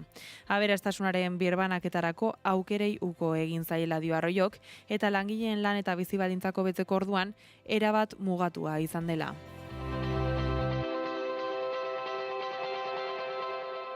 Informazioaren aria.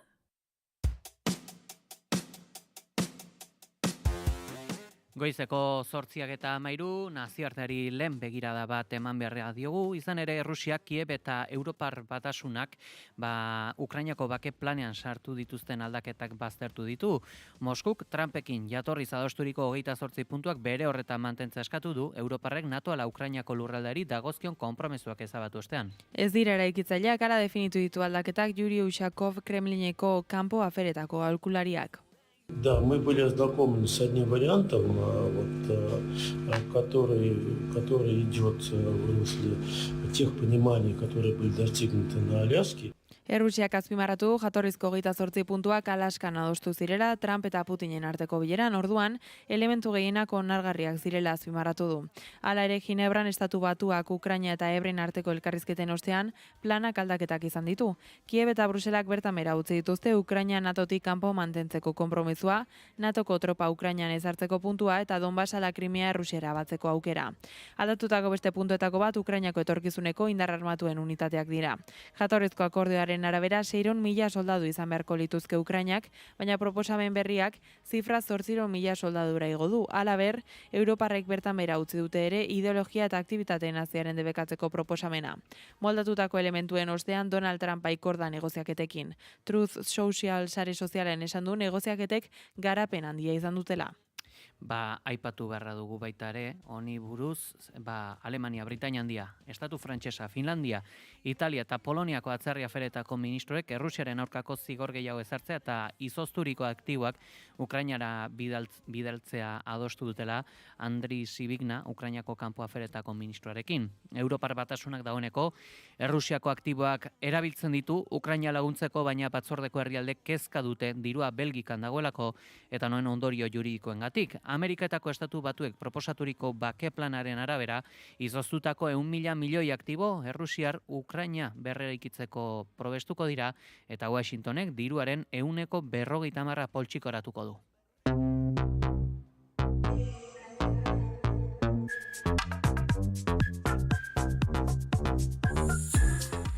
Berrogeita 9 urteko gizon bat hilda astelehen honetan lan istripuz Abartzutan kamioi batek harrapatuta Nafarroak jakitera mandunez. Ez beharra, herriko elikagai enpresa batetik gertu den landabide batean jazo da, kamioi batek langile harrapatu ostean. Larrialdi zerbitzuek ezin izan dute zer egin, bertan hilden 29 urteko gizonezkoaren bizia salbatzeko. Eta bestalde, beste langatazka batetaz ere hitz egin behar dugu goizonetan, izan ere Benito Meniko langilek Elizondo Iruña arteko martxa eta 24 greba egun iragarri dituzte, egun baino gehiagoko grebaren ostean. Elizondoko zentro horretako langileek urtebete daramate lan gatazkan eta 100 egun baina gehiago greban zentroko 3 eraikinetako bat itxi ostean. Enpresaren eta Nafarroko gobernuaren jarrera inmobilista eta aurrera pausorik eza ikusita, ELA sindikatuak prentsaurreko batean iragarri du langileek 24 greba egun berri egite erabaki dutela, abenduaren 1-tik 24 bitartean. Baita abenduaren 10ean Elizondotik abiatu eta 12an Nafarroko parlamentoaren aurrean amaituko den martxa bat ere. ELA gogorarazi duenez, eraikina isteak kaleratzeak baldintzak aldatzea eta erabiltzaileei emandako zerbitzuak okerrera egitea eragin du. Langileek benetako negoziazioa eskatu dute beren baldintzak hobetuko dituen hitzarmen bat lortzeko, soldatako bertuz, lanaldia murriztuz eta lan-kargak murriztuz.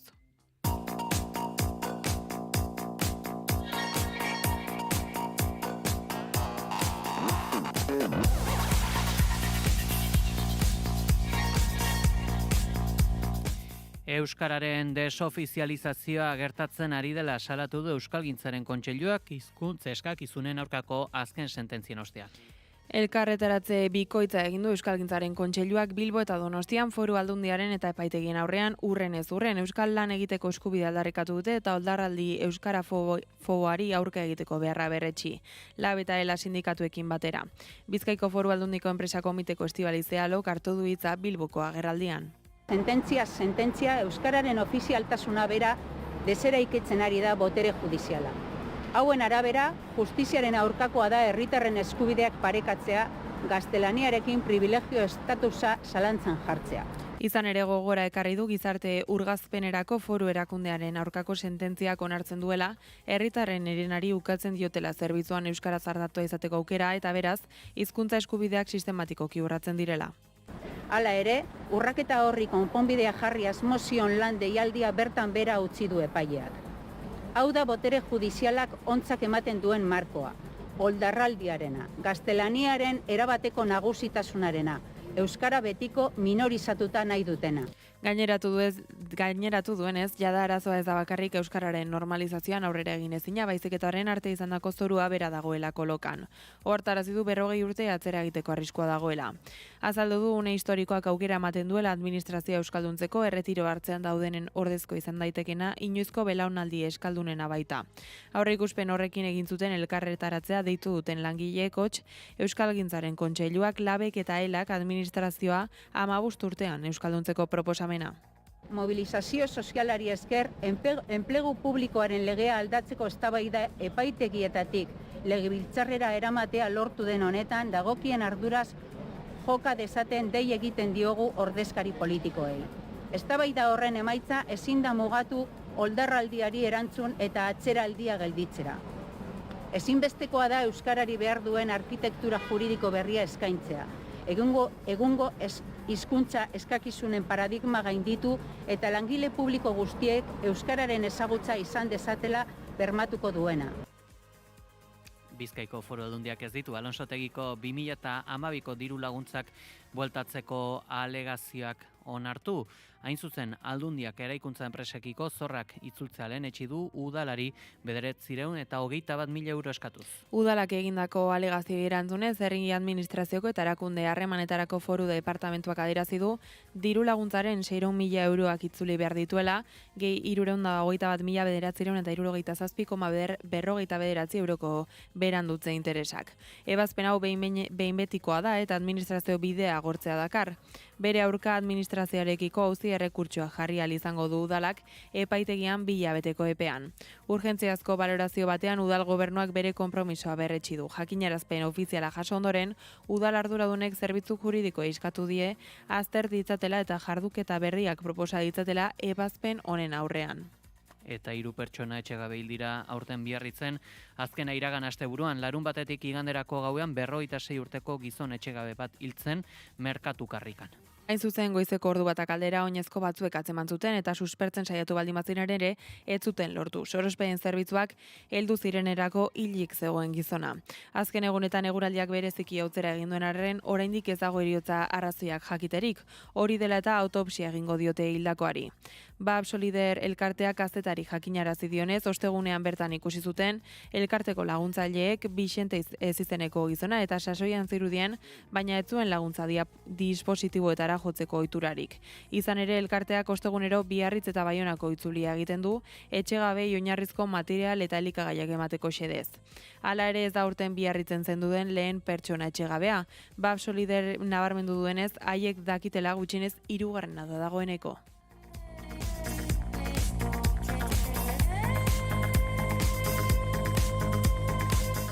Save the Childrenen txosten baten arabera, gazten 70% eta mutilen 75% ez dute identifikatzen interneten sexu edukia saltzea, sexu esplotaziorako modu bat bezala. Erakundea gehien kezkatzen duena da, OnlyFans bezalako plataformei adin txikikoentzat egiten zaien publizitatea. Erakundeak astelehen honetan argitaratuen autoesposizioaren trampa txostenaren datuak dira hauek. 1000 gazteri baina gehiagori egindako inkesta baten bidez, ingurune digitaleko sexu esplotazio dinamikak eta dinamika horiek errazten dituzten plataformak aztertu ditu. Txaro Arrantza Euskal Autonomia Erkideguko Save the Children gobernuz kanpoko erakundearen zuzendaria. Chica joven ofrece su tiempo o su cuerpo o su compañía a hombres a cambio de regalos que pueden ser económicos, materiales o a veces sencillamente emocionales. Horien artean daude sugar dating webguneak edo OnlyFans bezalakoak erabiltzaileek sortutako edukietarako sarbidea eskaintzen dutenak sortzaileei kobratzeko aukera emanez. Hala 10 gaztetik 4 aitortu du 18 urteak bete baino lehen bideoak ikusi dituela, eduki sexuala salduz plataforma digitaletan dirua nola irabazia saltzen dutenak eta 2,5 adierazi du horren truke dirua irabazi duela adingabeak izanik.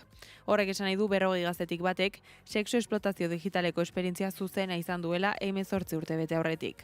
Gainera, 14,4 erantzun zuen hori egin zuen norbait ezagutu zuela, eta mutien 45 eta galdetutako nesken 49 baina gehiagok sugar dating delakoa zerbait positiboa zela zioen publizitatea aurkitu zuten sare sozialetan adingabeak zirela.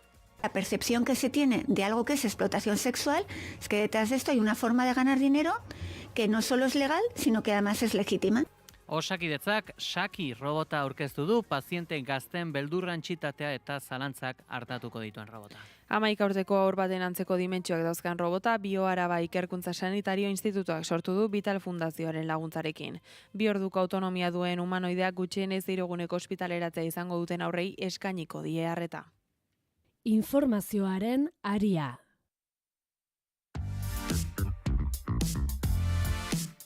Goizeko 8 eta 24 nazioartera jo beharra dugu eta esango dugu Gazan 2 urte pasatxoko ofentsibak utzitako ondorio gordinen berri eman duela berriro beste behin ere UNRWAk Palestinar errefuxiatuentzako Nazio Batuen Erakundearen agentziak. Une honetan zerrendako Palestinarren 190 laguntza humanitarioaren menpe bizi da eta gehienek otordu bakarra egiten dute egunean zehar. Egoi Belategi, egunon. Egunon pei egunon entzule guztiak, urriaren 10 indarrean dagoen Estatu Batuak eta Israelek diseinatutako suetenak ez ditu Palestinarren bizi baldintzak hobetu eta egoerak katastrofikoa izaten jarraitzen du UNRWAk ohartarazi duenez. Erakunde honek nabarmendu duenez 10 gaztatarretatik 9 muturreko pobrezia egoeran bizi da, laguntza humanitarioaren mende baitaude erabat. Testuinguru honetan beharrezkoa dena baino elikagai askoz ere gutxiago ari dira sartzen zerrendan eta esan bezala milaka lagunek egunean otordu bakarra egiten dute. UNRWAk dionez, 2 urteko infernuaren ostean Gazako palestinarrek erreitate apokaliptiko bati egin bar diote aurre. Biztanleriaren 190 desplazatuta dago eta eraikin gehienak kaltetuak izan direnez, 2 aukera dituzte gazatarrek uneotan gaua pasatzeko. Eraikinen hondakinen artean bizi edota improvisatutako kanpalekuetan. 16 urteko Rimas kanpaleku horietako batean bizi da eta bere testigantza zabaldu du UNRWAk. 16 urte eskasekin Rimas bere anai txikiaren arduraduna da, haren gurasoak hil baitziren Israelen eraso batean. Etxea ere galdu zutenez, oialdenda batean bizi da anai txikia eta amonarekin batera. Honetan Nazio Batuen Erakundeak sartzea lortzen duen laguntza humanitarioari esker bizirauten dute Rimasek eta anaiak. Lortzekotan Nazio Batuen Erakunderi esker lortzen dute jatekoa, eta ikastera ere baitzule izan du erakunde berberak zailtasunez jarri dituelako klaseak martxan gune zehatz batzuetan egoerak ahalbidetzen duenean. Suetenaren baitan laguntza humanitarioa zeramatzaten 600 kamioien sarrera baimentzea adostu zen, baina gaur gorkoz Israelek soilik 170 kamioiren sarrera baimentzen du. Nazio Batuen Erakundeak salatu duenez, elikagaiak daramatzaten 6.000 kamioi inguru Gazan sartzeko pasabidetan daude uneotan. Kaso askotan, elikagai horiek usteltzen dira itxaronaldi luzeuen ondorioz. Esango dugu, baita ere laguntza humanitario ez ezik Israelek nahi moduan urratzen jarraitzen duela suetena, astelehen honetan zehazki beste 4 gazatarril dituzte, 2 Jan Yunisen eta beste 2 Gaza hirian. Dagoeneko, 353 dira Israelek eraildako gazatarrak bake akordia martxan jarri zenetik. Eta hain zuzen, Hizbulak ahotsa altxatu du eta Israel balizko erantzun batekin mehatxatu du armada sionistak talde xiitako buruzagietako bat hilostean. Hala da bai, Hizbulak ohartarazi du Israelen kezkatuta egon beharko dutela Haizam Ali Tabatabai milizia xiitako beso militarraren burua erailostean. Tabatabai Hizbulako bigarren lider garrantzitsuena zen, pasaden astean Beirut hegoaldean egindako aire eraso batean hil zuten arte beste 4 pertsonekin batera. Israelek Hizbularekin adosutako suetenaren enegarren urraketa izan da.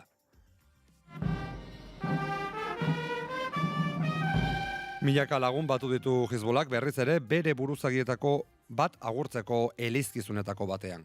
لن يتحقق على الإطلاق لأننا جماعة Hizbulako kontseilu exekutiboko buru Ali Damusek berretsi du ekitaldi horretan Israelek ez zuela lortuko milizia beldurtzea edo ahultzea eta bere taldearen armagabetzaren kontraginez berretsi du Libanok gaur egun duen mehatxu nagusia ez direla Hizbolaren armak, baizik eta Israelen etengabeko erasoak. Eta esango dugu baita ere Espainiako gobernuak indarkeria matxistan espezializaturiko Teresa Peramato proposatu duela estatuko fiskal nagusi izateko Álvaro García Ortizek karguari uko inostean gorenak agindutako gaitasun gabetzea tarteko. Bai, gaur batzartuko den Espainiako gobernuko ministroen kontseiluak Teresa Peramato Martín estatuko fiskal nagusi berria izendatzeko prozesua hasiko du.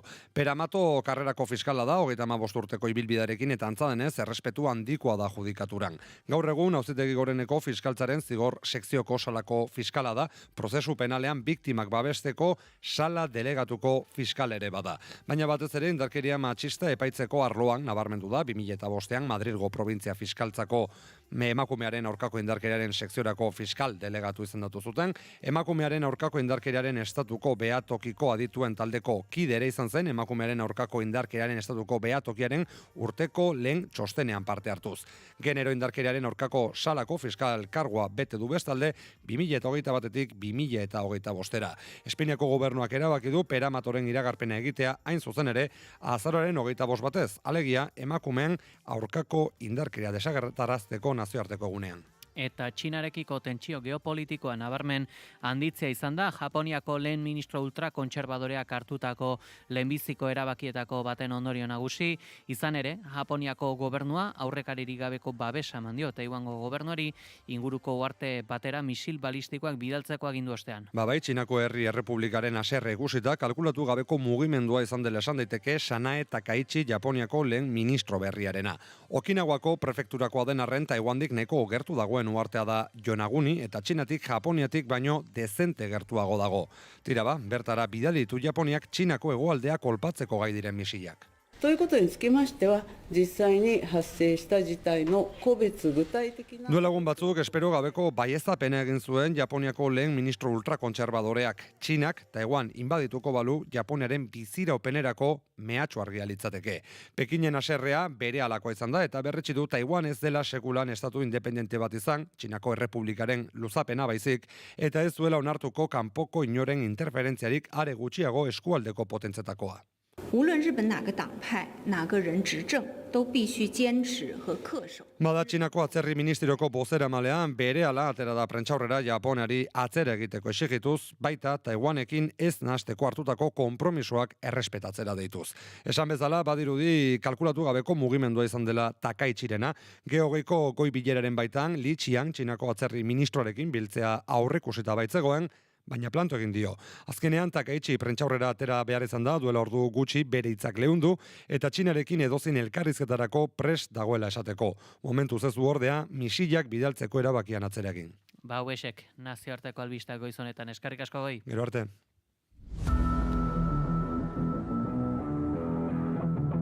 Kirol aria, naiz irratian.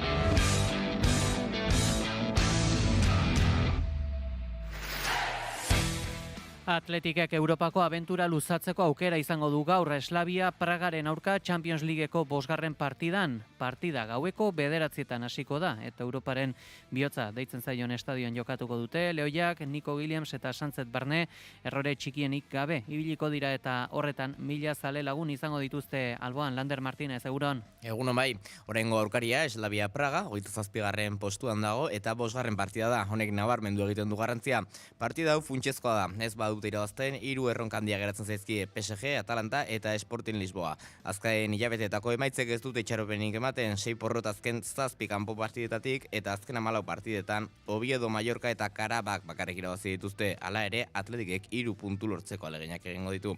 Partida honetarako Alberdeko 23 jokalari deitu ditu, tartean Nico Williams eta Sánchez, Iñaki Williams eta Nico Serrano berriz ez daude zerrendan. Slavia Praga etxean sendo jokatzen duen taldea da. Tripsowski entrenatzaileak 2018 geroztik zuzendu du taldea eta 3 liga eta 4 kopa irabazi ditu. Pilotan, Unai Lasok eta Jon Ander Albizuk binakako txapelketako lehen garaipena lortu dute. Artola eta Imazen aurka jokatutako azkeneko partidetan. Hasieran Artola eta Imaz, 11 eta 7 aurretik egon arren, bigarren erdian nagusitu dira Laso eta Albizu 3 eta 15 partzial batekin buelta eman eta txapelketako aurreneko puntua eskuratuz. Partida zaila egin da, Beotibarren ezetasuna izan da eta antolatzaileek neurketa aurreratzea erabaki dute. Hala ere, aurrelariak bere aukerak aprobetxatu ditu. Laso eta Albizu nagusitu dira eta urdinek tantak pilatu dituzte. Bai, azkenen jokatzekin ja pozik, eta bueno, jozein aurrelari jarrita pozik bai da ez, azkenen ikusita Peña kanpon gehituala ikustea 5 pelotari bikain darela, egi esan, Unaiekin jokatzea beste puntua da, ez dut gezurrik esango, eta bueno, egi esan guztua, oindala 5 urteko arantzatxoi hor dago, eta txapelketa hon bat inda bintzet, hori entzun duen. Neurketak aurrera egin ala, Laso eta Albizu eroso aritu dira, defentsan zein pilotean. Bai, hasieran sentsazio raroekin ez, ondo ikusten ginen, baina ezin gozai bezala, pelotan ere jartzea bizkako ez egiten zen, hor aurren gelditu egiten zen bizka, eta sentsazio hor erdi raroekin, baina gero erditik aurrera bizka sueltago, Unaiek esanetan ez, pila laundit, ezkeraz etozen pelota asko kendu, gero sotabano sartzen zen erritmo handiak hartzen zen, eta esan guztua. Azken atxeden aldira, 14 eta 18ko markagailuarekin iritsi dira. Etenaldiaren ostean, neurketaren kontrolak guztiz urdinen alde geratu da eta Albizuk eta Lasok euren bikote sendoa erakutsi dute. Horren bestez, binakako txapelketako lehen puntua Laso Albizu bikoteak eskuratu du. Bai, txapelketa beti garaipenak inaztea. Beste puntu bat emateo, gero luzea da, baina lehenengotik puntuk sumatzen hasizko asko zeu ez, eta guztua puntukin. Unaek uste kriston lan egin dola eta oso guztua.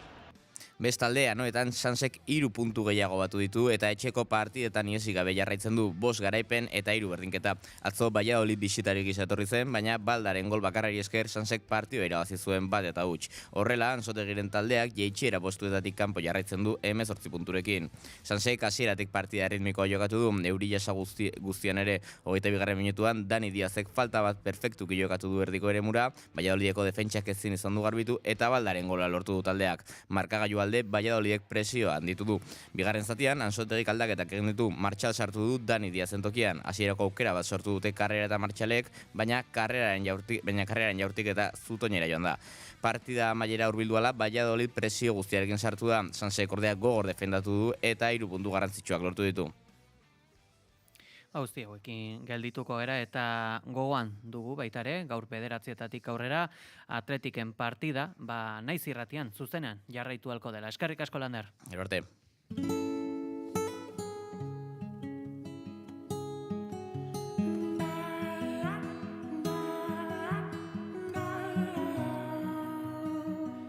Goizeko 9:25 gutxi, munduko poesia kaileren eskutik Joanes Jauregik eta Gotzon Barandiaranek ekarri dituzte euskarara urrenez urren Antonia Pozzi eta Nazim Hikmeten olerkiak. 20. mende hasierako italiar poeta da lehenbizikoa eta mende bereko turkiar poeta handienetakotzat jotzen da bigarrena. Garazik Astaino.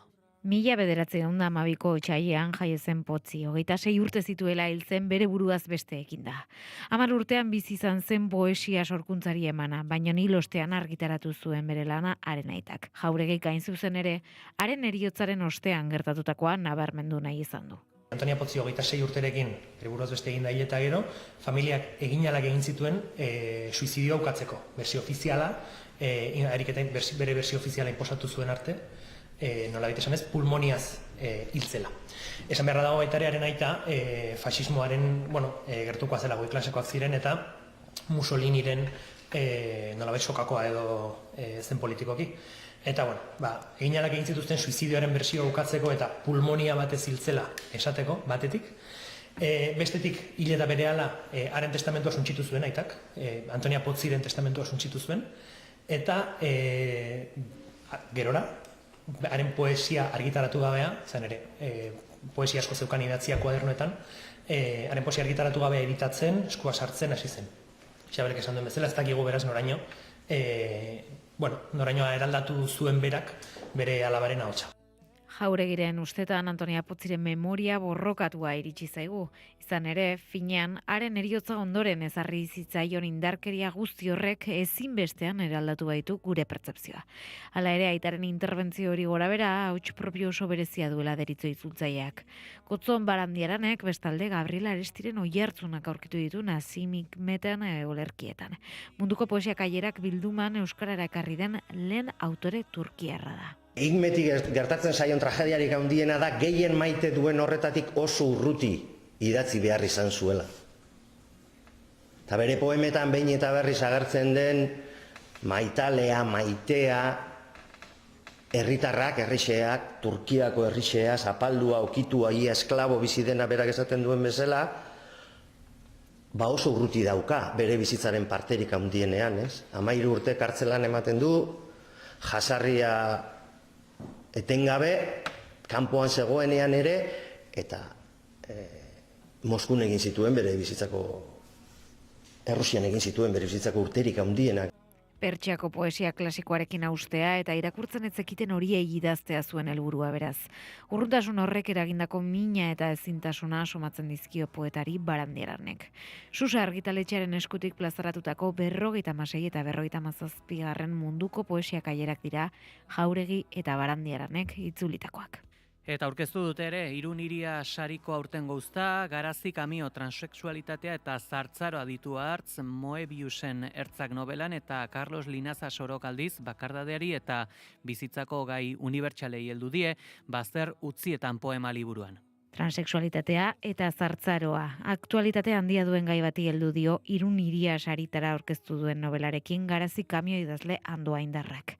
Aurretiaz ere literaturgintzan eskarmentu duna igartzarekin beste norbaiten zapatak ipuin liburua eta Agustin Zubikarairekin Orube abandonatuak argitaratu ostean nobelaren generoari bete-betean heldu dio Moebiusen ertzak lanarekin. Angel, jaiotzez Angela izan zen gizasemearen bizitza aletzen du Kamiok bertan. Bere jaioterritik hiri handi baterako Bilborako bidea nola hartu zuen agertzen da liburuan, eta era berean itzulerako bidea egitera behartuta ikusiko du protagonistak bere burua, zartzaroak hala behartuta. Angelen historia kontatzen da Angela bezala jaio zena, baina ezentrizismora eta muturrera jogabea, hala dirazi du Kamiok berak. Carlos Linaza Soro idazle tolosar veteranoa izan da poesiaren alorrean aurtengo saritua, hain zuzen ere bazter utzietan poema liburuagatik. Bigarren aldia da Linaza Sorok Irun Hiria saria eskuratzen duela. 1992an irabazi baitzuen lehenengoz, apunte eta anzturak lanarekin. Genero desberdinetan lan ugari argitaratutakoa poesia da ziurrenik idazle honen gotorleku kutxuna eta antxe hartu du babes bazterrutzietan bilduman ere. Idazlearen ustetan bazterrean uzten ditugu gero eta gauza importante gehiago, gauza txikiak, xumeak. Linaza Sorok dio poesiak erakusten duela gauzak ez direla alde bakarrekoak, esarai gehiago dutela azpian, ezkutuan, eta liburuak hori aldarrikatzen duela, nola galdu dugun gauza esentzialei begiratzeko patxada eta ohitura. Nola nahi ere ohikotasun literarioan heltzen dien gaiei erreparatu die oraingoan ere, gai unibertsalei, izan maitasuna, bizitza, heriotza, edota gero eta gehiago arduratzen duen denboraren joana. Eta Euskadiko Orkestrak 2 hamarkaderen ostean berriro egingo du Bartzelonara bidaia, Orkestra Sinfonika de Bartzelonarekin izango da, eta oraingoan truke musikala antolatu dute. Euskadiko Orkestra Bartzelonako lauditoriara joango da asteburuan 3 kontzertu eskaintzeko, eta Kataluniako Orkestrak Euskaldunan eta Kursanen joko du astean zehar. 2 orkestrak Maurice Rabelen musika eskainiko dute, Ziburuko konpositorearen heriotzaren edo 150. urteurrena ospatzeko. Euskadiko Orkestrak programan izango du Rabelen Alborada del Gracioso eta Orkestra Sinfonika de Barcelonak bolerorekin itxiko ditu bere kontzertuak Euskal Herrian. Bi orkestren programe gainera hainbat hizkuntzetako repertorioak izango dituzte. Euskaraz, katalanez, frantsesez eta alemanez eta truke musikal honen simboloa Rabel bera izango da. Gaur Bartzelonara abiatu aurretik Euskadiko Orkestraren kontzertua entzuteko aukera izango da 7:30 baluartean. Antonio Mendez zuzendariak idatuko du saioa, Mahlerren 5. sinfonia izango da protagonista eta horrez gain Sofia Esparzak abestuko ditu Pablo Sorozabalen 7 lieder. Eta zehaztuko dugu, 150. urteurren hori, Maurice Rabelen jaiotzaren urteurrena da. Bestalde, kultur kontuetan bukatzeko esango dugu, Pirritx Porrotx eta Mari Mototx, Katxiporreta elkarteko pailazo sudurgorriek, proiektu berria aurkeztu dute Zarautzen, Irri Berri izenekoa. Kasu honetan, jazarpenari edo bulinari begira jarri dira, ipuina besti eta gida didaktiko baten bitartez. Proiektua sortzeko Nerea Loiola idazlearen eta Karmele Gorroño ilustratzailearen laguntza jaso dute, baita Xaber Zabalarena egitasmoaren kantua sortzeko. Helburua bulinaren prebentzioa eta elkarren arteko zaintza lantzea da, aurreta helduen artean gogoetarako eta hausnarketarako espazioak sortuz. Material gehigarria ere badago, QR kode baten bidez, Borobilean diskoan sortutako materiala, abestiaren partidura, playbacka eta ipuinaren irakurketa eta lanketa sakonagoa jasotzen duen familien eta hezitzaileen gida eskuratu daiteke. Baliabide horren helburua da beraz, elkarzaintzaren garrantzia hitz egiteko gune goxoak sortzea, bulinaren prebentzioan laguntzea eta jazarpen kasuetan helduei orientazio praktikoa eskaintzea, ipuina beste begirada batekin aztertu eta lantzeko aukerak emanez. Gelditu sustraiek urputzuetan ezin dute errotu argitu bitartean egidazu lekua zure ilusioen artean argitu bitartean egidazu lekua zure ilusioen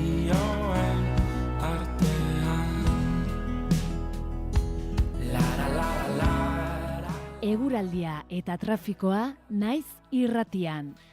Lehen aipatu dugu goiz honetan trafikoak gora bera desente dauzkala, iraia, badago nabarmentzeko jazoeraren bat?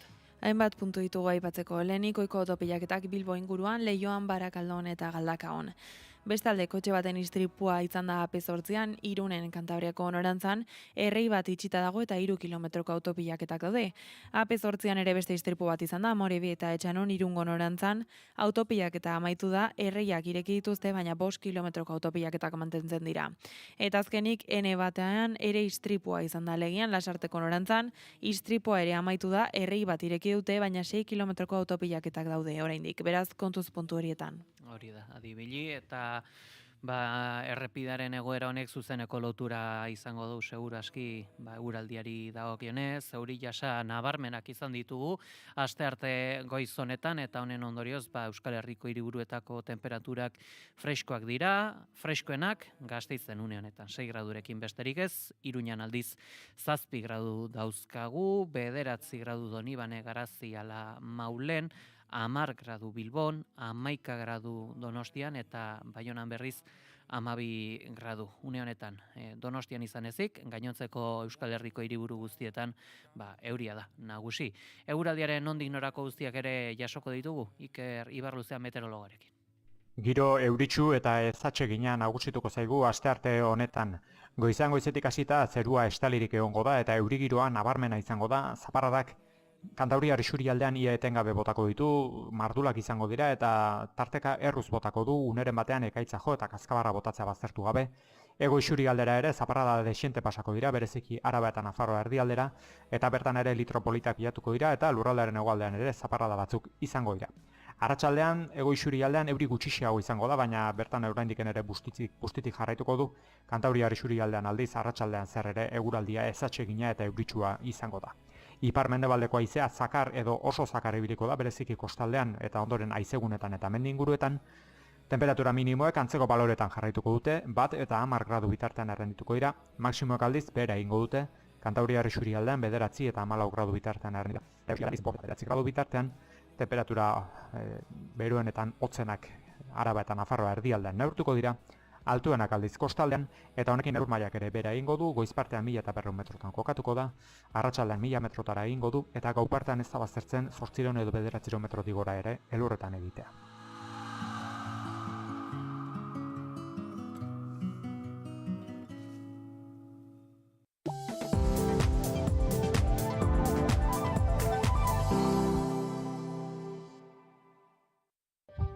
Bi emakumetik batek indarkeria fisiko-sexual edo psikologikoa jasan du Euskadin. Ez da zure arazoa soilik, gurea ere bada. Azaroak 25, emakumeen aurkako indarkeria desagerrarazteko nazioarteko eguna. Emakunde, Eusko Jaurlaritza, Foru Aldundiak eta Eudel. Zelai talasoterapia. Ura, 33 gradutan duen zirkuitu termala, Itzurungo hondartzatik zuzenean hartuta. Egunero zabalik, gozaltzeko aukera, aldez aurretik enkargatuta. Plan ezin hobea, ingurune natural eta eder batean. Erreserbak 948-865-500 telefonoan edo 3vbikoitz.talasoterapiazelai.com webgunean.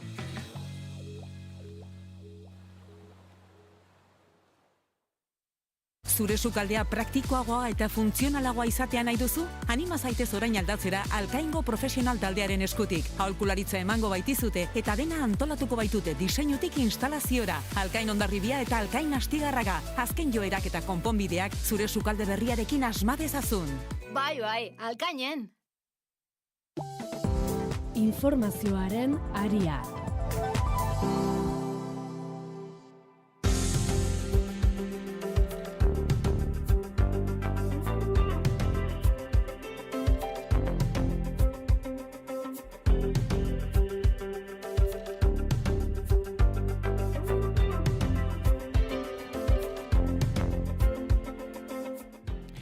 Ez da Takonera, ez Antoni Utxi, ez da Yamaguchi ere. Beste bada, Iruñeko parkerik handiena eta uste baino sekretu eta polemika gehiago gordetzen dira bere baitan. Gainera, hezkuntza erakunde pribatu batena da, Iruñeko erredakzioko lankiden laguntzaz, parke honen historian sakonduko dugu Egoi Belategi lankidearekin. Ilargi Abila, Gara eta Naizeko lankideak Iruñeko parkerik handienari buruzko artikulu interesgarri bat argitaratu du berriki, eta nolabaiteko oi hartzuna eduki du gainera. Kontua da, parke hori Nafarroako unibertsitate pribatuarena dela, bai, Opusen unibertsitaterena, eta sakonduko dugu apurtxo bat gaian, Iruñeko parke handiena den horretan, Ilargi Abila lankidearekin egunon. Egunon Egoi. Ilargi lehenik eta behin, galdetu nahi dizut, nola zeldu zitzaizun gai hau eskuartera, ez dakit zure ekimen propiotik jaio zen edo eskatu zizuten.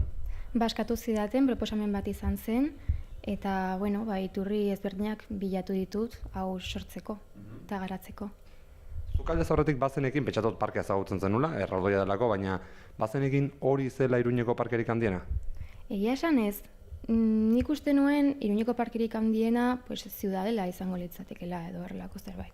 Orduan, niri sorpresa moduan iruditu zitzaida, bai. Esango nuke gainera, harrera gona eduki duela artikuluak, jende dezentek irakurri du, nik badakita jende asko nire inguruan bintzat Gipuzkoan eta bar jakin duela baita ere, Iruñeko parkerik handiena Opuseko unibertsitatearena dela zure artikuluari esker, ez dakit, zure inguruan norbait harritu da, norbaitek zotzera esaizu? Nire inguruan bai, nire lagunek eta galdetu didate honen inguruan. Eta familiak ideek, sorpresa iruditu zitzaie, bai. Ilargi, ongi esaten duen, ze juridikoki nolabait konplikatua da. Parke honen erabilera, edo parke hau erabilera publikokoa da, baina jabetza pribatukoa, ez da? Bai, hori esan kontatu zidaten. Baina edonork jo dezake bertara, edo bakarrik Nafarroako unibertsitateko ikasleak? Esan zidatenez, edonor joan daiteke, baina arau bereziak dauzkate bertan. Orduan jendeak ez da maiz joaten. Lehentxeago baita beste ezagun batek esan dit, gaur egun uste duela ez, baina garaian segurtasun pribatu ere bazegoela parke horretan, pentsatzen dut unibertsitaterena, eta gaina neko jarrera ezkorra izaten zutela kanpotarrekin, ezakit zuri horren inguruko zozer esan izuten. Kontu bat esan zidaten horren inguruan, baina anekdota moduan, bikote bat harrapatu zutela, ez dakit oso ongi nola esan, bertan moralak ez ziren zenbait jokabide izaten edo erlako zerbait. Baina, bueno, ez dakit, askoz gehiago horren inguruan. Badakizu zer garaian izan zen, badirudi frankismo betean emango zen kontu bat izango zela eta bestela larria. Ez nago oso ziur noiz izan zen, ez zidaten horren inguruan ezer kontatu, baina bai. Bueno, dena den guazen pixkat aurrera gora, azken aldean izan diren polemiketaz hitz egitera. Ze idatzi zenuen artikuluan badago gustatu zaidan esaldi bat, bada espazio berde bezain beste polemika izan dituela parke honek eta honetaz azkenekoa aldez aurretik abisatu gabe moztu zituzten 123 zuhaitzen izan da, zer gertatu zen?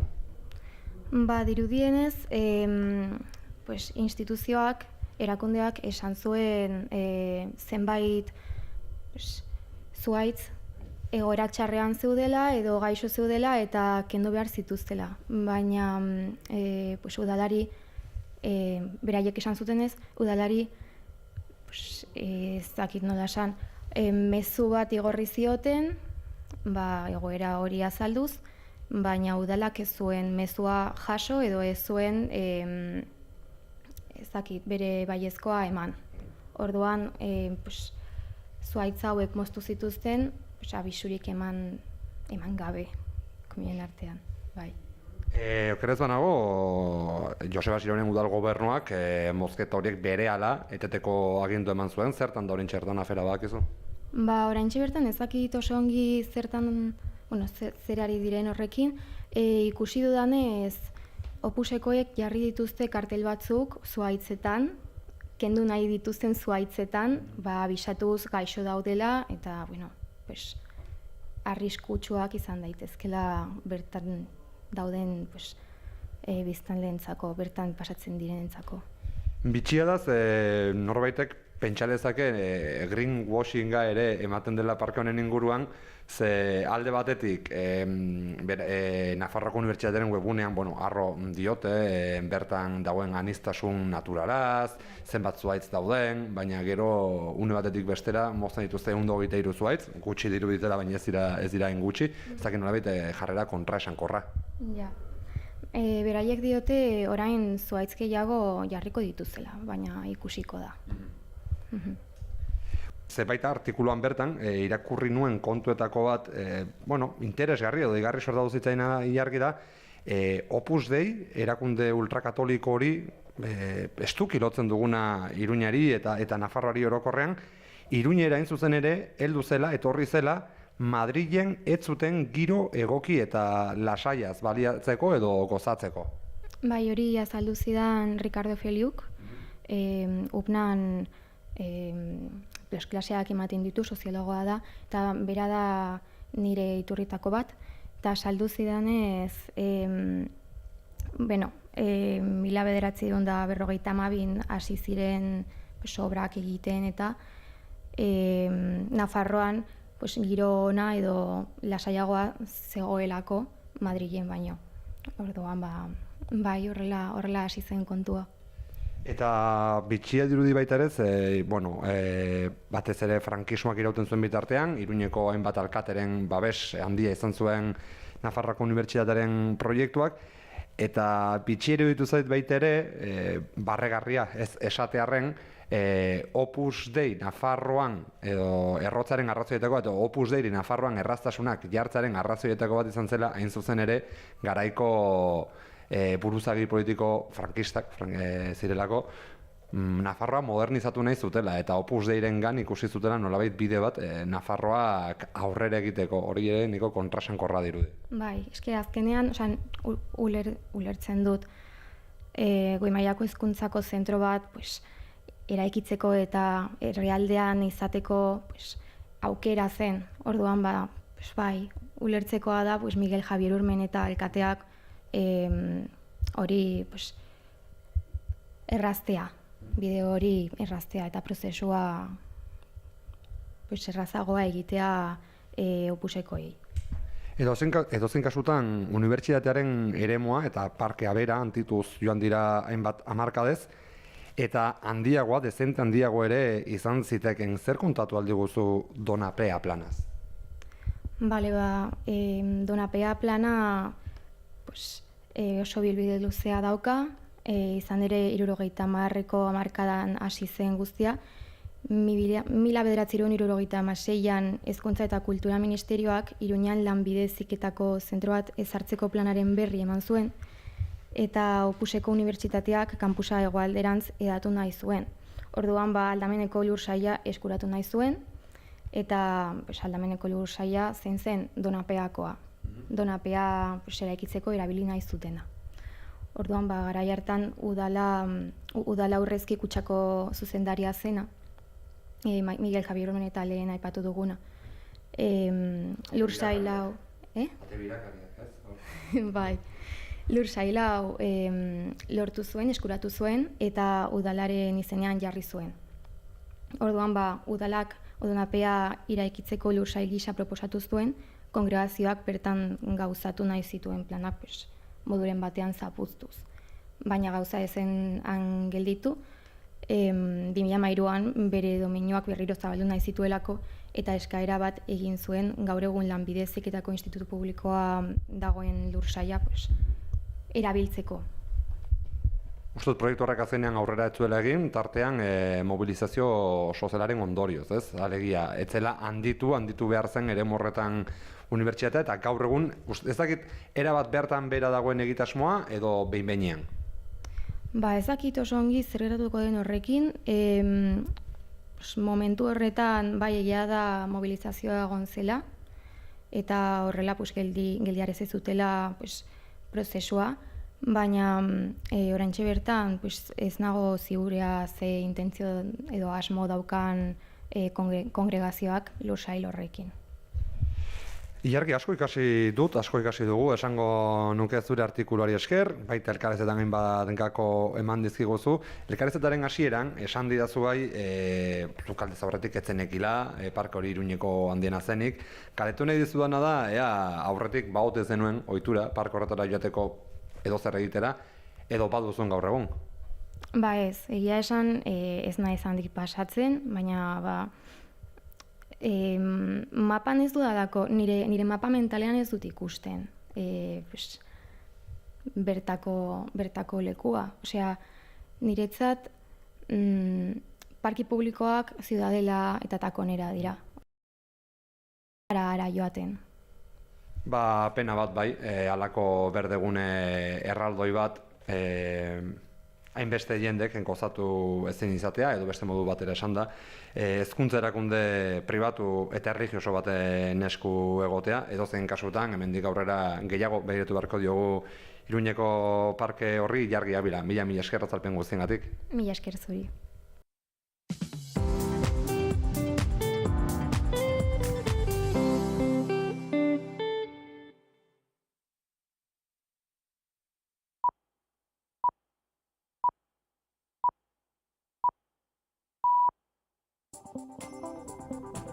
Informazioaren aria, naiz irratia.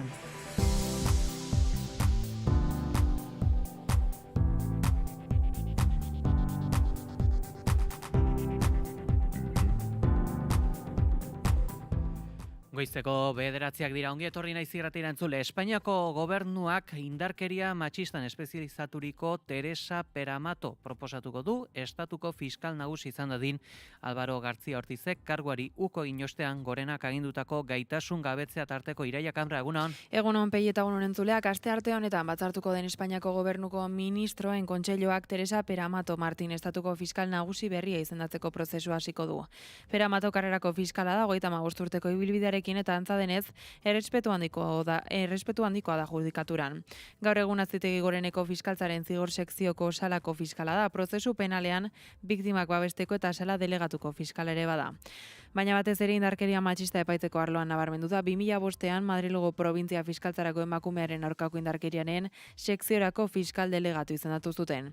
Emakumearen aurkako indarkeriaren estatuko behatokiko adituen taldeko kidea ere izan zen, emakumearen aurkako indarkeriaren estatuko behatokiaren urteko lehen txostenean parte hartuz. Genero indarkeriaren aurkako salako fiskal kargua bete du 2022an eta 2025 artean. Espainiako gobernuak erabaki du peramatoren iragarpen egitea azaroan 25 batez alegia emakumeen aurkako indarkeria desagerrarazteko nazioarteko egunean. Eta Israelgo armadak palestinar bat hildu aste arte honetan Gazako zerrendaren hegoaldean su-etenak indarrean jarraitzen duen arren. Bestalde Gazako zibilen defentsarako ereskatzaileek beste 14 hildako aurkitu dituzte hondakinen artean. Nasser ospitaletik zabaldutako informazioaren arabera, erasoa Bani Suheilako auzoan gertatu da Jan Yunisen ekialdean armadak kontrolatzen duen eremuan. Osasun ministerioak oraindik eguneratu ez diren azken datuen arabera, gutxienez 354 gazatar hil ditu su-eten aldian zehar egindako israeldar erasoek. UNICEFen arabera hien artean 77 haur inguru daude. Bestalde Gazako erdialdean zibilen defentsarako taldeek 14 pertsonaren gorpuak berreskuratu dituzte Almagazi errefuxiatu kanpamenduan dagoen etxebizitza baten hondakinetik. Emakumeak eta haurrak ere badaude biktimen artean. Hauexek nabarmendu ostean egunaren nondik norakoak ere ezagutuko ditugu. Itxaso Leon, egunon? Egunon pele egunon entzule, azaroaren 25 honetan gaurko gararen gehigarri bereziaz gain askotariko aipagaiak izango ditugu emakumeon aurkako indarkerien kontrako eguna dela eta. Han eta hemen ekitaldi instituzionalak espero dira eta sindikatuak zein unibertsitatea bezalako eragileek ere agerraldiak egingo dituzte horren arira. Arratsalean berriz mobilizazioak egingo dira 7etan. Naiz irratian ere izango dugu gaia jorratzeko tarterik datozen minutuetan ahots gonbidatuekin. Eta gainera Espainiako estatuan PSOEk lege proposamena aurkeztuko du Kongresuko osoko bilkuran indarkeria matxistaren negazionismoaren aurka. Eta politikaren ildotik ari garela gurean ere Lakuako Gobernu Kontseilua espero dugu Ubarretxena, San Jose eta Zupiria sailburuekin. Beste gai bat, ekologistak martxan elkarteak airearen kalitateari buruzko txosten aurkeztuko duela Gasteizko legebiltzarrean. Belateko lanen inguruan berriz batzorda izango dute Iruñekoan eta bestalde Ana Ollo parlamentariak hitz hartuko du Bernedori buruz eta baita Euskara Bideko zuzendari gerenteak ere. Litekeena da ere astearte honetan Donostiako Urrezko Danborra iragartzea, 12etan egingo dute bilera. Kiroletan partidu ugari gaurkoan Atletik Slavia Pragaren aurka arituko da gaueko 9etan, ordu laurden lehenago Bidasoa Potaisaturdaren aurka lehiatuko da, Baskonia arratsaldeko 7etan Zalgiris Kaunasen aurka eta 9etan ere Lointek Gernika Elitzur Ramla Israeldarraren aurka. Kulturarloan espero ditugunei dagokienez Dion Arretxek txerriak eta loreak eleberria aurkeztuko duela, Malagako Michelin izarren gala ere jarraituko dugu eta amaitzeko Baionako Bonateleu museoan kazetarientzat bisita. Ederto, guzti hauekin ere geldituko gara. Eskerrik asko Itxaso. Gero arte. Eguraldia eta trafikoa naiz irratian. Errepide dagokienez bada nabarmentzeko jazoraren bat? Goiz osoan esaten daramagun moduan, ohiko autopilaketak Bilbo inguruan, Leioan, Barakaldon eta Galdakaon. N batean ere istripua izan da alegian, Lasarteko norantzan istripua amaitu da, erregi bat ireki dute, baina 6 kilometroko autopilaketak mantentzen dira. Eta azken orduko iritsi zaigu istripua izan dela AP8an Elgoibarren, Kantabriako norantzan erregi bat itxi da, eta 3 kilometroko autopilaketak daude beraz kontuz puntu horietan. Hori da, adibili beharko da puntu horietatik igaro behar izanez gero, eguraldiari dagokionez esango dugu. Temperatura freskoak dauzkagula goizonetan, euriare Euskal Herriko hiriburu askotan, eta esango dugu, errepasoa ginezune honetan, Gasteizen 6 gradu dauzkagula, Iruñan 7 gradu, 8 gradu Donibane Garazin, 9 gradu Maulen, 10 gradu Bilbon, 11 Baionan, eta 12 Donostian. Eguraldiaren nondik norako guztiak, Ikerri Berluzeak. Giro euritsu eta ezatsegina nagusituko zaigu astearte honetan. Goizan goizetik hasita zerua estalirik egongo da eta euri giroa nabarmena izango da, zaparradak Kantauriar isurialdean ia etengabe botako ditu, mardulak izango dira eta tarteka erruz botako du, uneren batean ekaitza jo eta kaskabarra botatzea baztertu gabe. Ego isurialdera ere zaparrada desiente pasako dira, bereziki Araba eta Nafarroa erdialdera, eta bertan ere litropolitak bilatuko dira eta lurraldearen hegoaldean ere zaparrada batzuk izango dira. Arratsaldean, hego isurialdean euri gutxiago izango da, baina bertan oraindik ere bustitik jarraituko du. Kantauriar isurialdean aldiz, arratsaldean zer ere eguraldia ezatsegina eta euritsua izango da. Ipar-mendebaldeko haizea zakar edo oso zakar ibiliko da, bereziki kostaldean eta ondoren haizegunetan eta mendi inguruetan. Temperatura minimoek antzeko baloretan jarraituko dute, 1 eta 10 gradu bitartean errendituko dira, maksimoek aldiz behera egingo dute, Kantauriar isurialdean 9 eta 14 gradu bitartean errendituko dira. 9 gradu bitartean, temperatura beroenetan hotzenak Araba eta Nafarroa erdialdean neurtuko dira, altuenak aldiz kostaldean, eta honekin eur mailak ere behera egingo du, goizpartean 1200 metrotan kokatuko da, arratsaldean 1000 metrotara egingo du, eta gaupartean ez da baztertzen 800 edo 900 metrotik gora ere elurretan egitea. Informazioaren aria. Bizitza urratsez urrats marrazten den ibilbidea da, eta urrats bakoitzak honaino ekarri gaitu. Gaur, une batez, erritmoa jaitsi dugu. Egindako bidea miresteko. Axola duena ez baita etorkizuna bakarrik, bizitakoa da. 60 urte elkarrekin ibiltzen, eta oraindik egiteko duguna. Durangoko azoka, kulturaren jaialdia, abenduaren 5-tik 8. Kaixo, ni adimen artifizialarekin sorturiko ahos bat naiz, eta pertsona erreal bat dirudit iaia. Adimen artifizialak ia edotzer egin dezakela dirudi. Zertarako da gai, eta guk zertarako erabili beharko genuke, zertarako ez. Saio berezi antolatu du Naiz Irratiak gaia hausnartzeko. Gurera gonbidatu ditugu Simon Peña informazioaren zientzietan doktorea, Beñat Erezuma zientzia eta teknologian aditua, eta Uxue Mori konputazio zientzian eta adimen artifizialean aditua. Adimen artifizialaren arrisku naturalak izango ditugu izpide.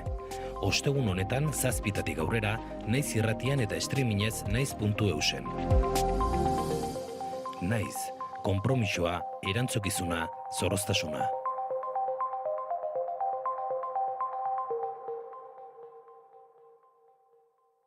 Euskotrenek jakinarazten du. Azaroaren 26a, garraio iraunkorraren munduko eguna da. Mugi zaitez jasangarri Euskotrenekin egun honetan, eta urteko gainerako egunetan, baita ere. Ordutegi guztiak, webgunean eta aplikazioan. Euskadi ondo mugitzen da. Euskotren, Eusko Jaurlaritza. Kultura eta hizkuntza politika sailak, hizkuntza politikarako sailburu ordetzak diruz lagundua.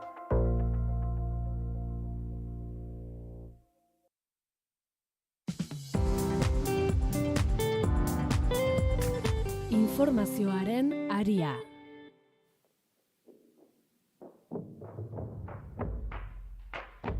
Elkarrekin lehiatze. Azaroak 25, emakumeen aurkako indarkeria ezabatzeko egunak gogora dakar 2025 urte honetan 5 emakume eta 14 urteko neska gazte bat hil dituztela. Iraila artean 7.000 salaketa ere jarri dira 25 egunero. Honi buruz hitz egingo dugu ondorengo ordu betean eta hasteko Euskal Herriko Bilgune Feministako kideak dauzkagu, Helene Lopetegi eta Ekine Petriati. Egunon. Kaixo, egunon. Aupa, egunon. Indarkeria matxistaren inguruko kontzientzia handitu dela aipatzen da, baina indarkeriak ere jarraitzen du, bortxaketa, erailketa, arrazakeria, la transfobia, aipatu dituzue gaurko egun honetarako Bilgune Feministak plazaratu duen deialdian, manifestuan, eta jakin nahi dugu, ea zer esango zenuketen gaur-gaurkoz bizi dugun uneaz indarkeria matxistarekiko? Bai, zuk aipatu duzun bezala, egia da azken urtetan indarkeria matxistaren aurkako borroka horri esker, gizartean jendartean kontzientzia handiagoa dela, erasoen ulerkera ere nolabait guk egindako lan horri eskerrez, ulerkera ez dela murritza ez, beti aipatzen dugun izergaren punta hori, nun igual akaso dela urte asko bakarrik jipoiak eta erelketak hartzen ziren kontuan, gaur egun bakigu erasoek ameka forma hartze dituztela ez, eta hori hala izan arren, egia da indarkeria matxistak ez duela etenik izan, eta sistemak berak ez, bilatzen dituela zirrikituak nolabait mugimendu feministatik egiten dugun lan hori lan hori iskine egiteko eta nolabait forma berrietan azalaretzako indarkeria hori, ez? Da gainera gaur egun bizi dugun kontestuan eta kaso gero sartuko era gehiago, baina ez? Ultraeskuina, jarrera erreakzionarioen gorakada, egia da, bizi dugula garai bat nun indarkeria matxista, esango nuke impunitate oso ez dabilela han eta hemen, ez? Bai, hori, Bilgune feministan aurtengo leloa lerratu egiturak apurtu da, mugimendu feministarena hildo beretik doa pixka bat, ez? Konplizitatesaren aurrean, ez? Gizonen konplizitatesaren aurrean erresistentzia feminista da mugimendu feministarena, eta hor, seinalatu nahi izan ditugu edo salatu nahi izan ditugu gizonen arteko konplizitate sare hoiek, ez? Askotan isiltasunetik ematen diren sare hoiek, ez? Edo jarrera desegoki edo eraso matxisten aurrean egon daitezken haien arteko babes inkondizional hori, haien arteko justifikazioak ere bai, ez? Eta, hau pixka bat ulertzeko edo, azaren 25ko manifestuan guztia sartzea oso zaila delako, eta irakurketa oso osatuago bat edo egite aldera ulertu behar dugu guzti hau, sexualizazio prozesu baten baitan, ez? Nun sexualizazioa ulertuta, ez?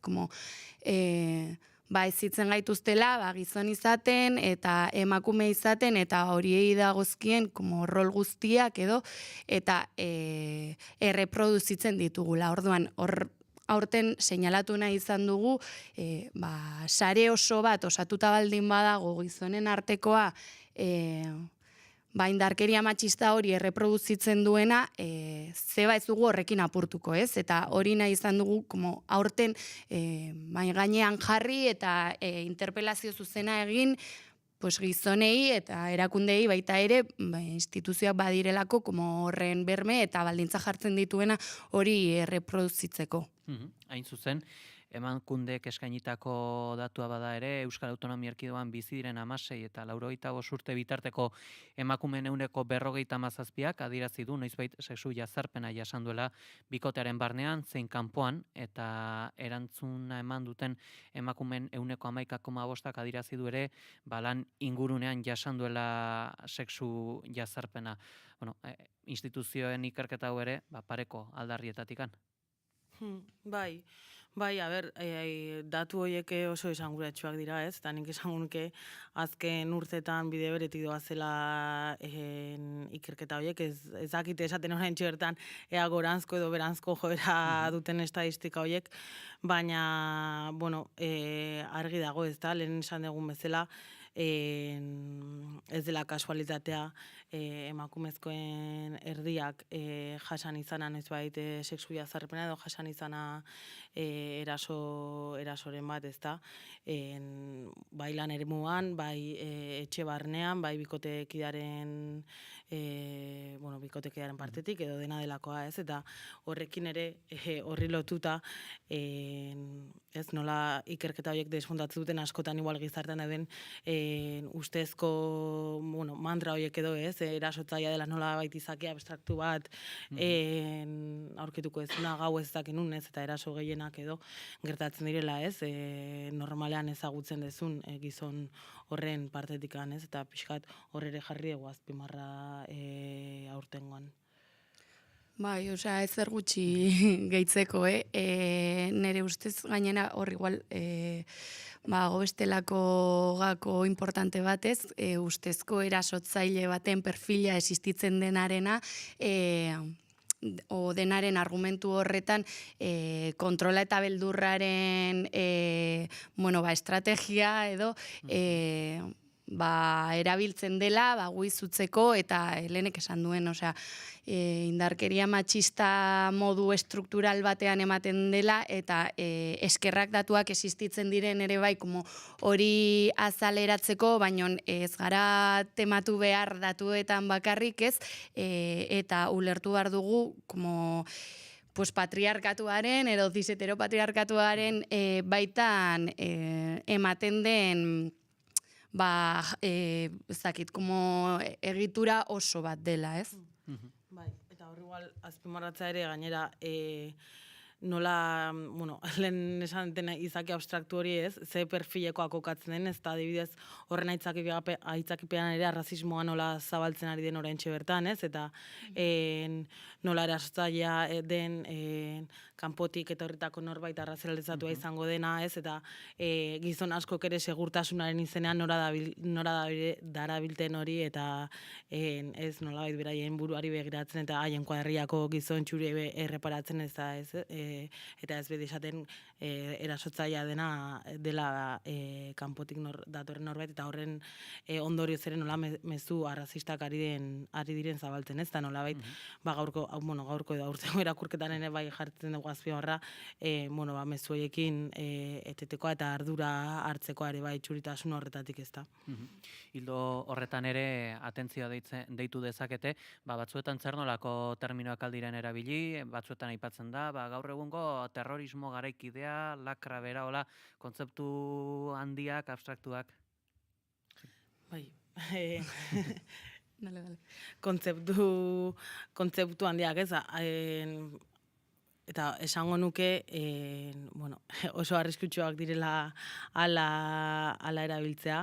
Egia da, orain, gaur egun bizitugun garaietan erabiltzen ari gerala askotan ez, ultraeskuina jarrera erreakzionarioak aipatu duzuna, terrorismo garaikidea ezakizer, baina badira oso kontzeptu nolabait zabalegiak edo handiegiak nun oso ondo desglosatu behar ditugun jakiteko zertan azari geran, ez? Den ari gera ultraeskuinaren gorakada hitz egiten eta dena izan daiteke fasismoa, baina dena baldin badare bai, ez da ezerrez, edo guk ondo jarri behar degula fokua eta adibidez indarkeria matxistarekin ari geranean eta fasismoaz ari geranean eta ultraeskuinaren gorakada ari geranean ez gera soikari emakumeen kontrako indarkeriaz ari gera artikulatzen den sistema eta egitura oso batetaz nun gorrotozko hainbat diskurtso jartzen dituzten martxan, nun arrazakeria, transfobia, emakumeen kontrako indarkeria artikulatzen diren nolabait sistema bera betikotzeko, ez? Justu sistema arrazista, matxista, kolonialista. Hor, adibidea bada ere Euskal Herriko mugimendu feministak gogora ekarri duela, erasotzaileekiko zer nolako konplizitatea dauen, aipatzen zenuten moduan.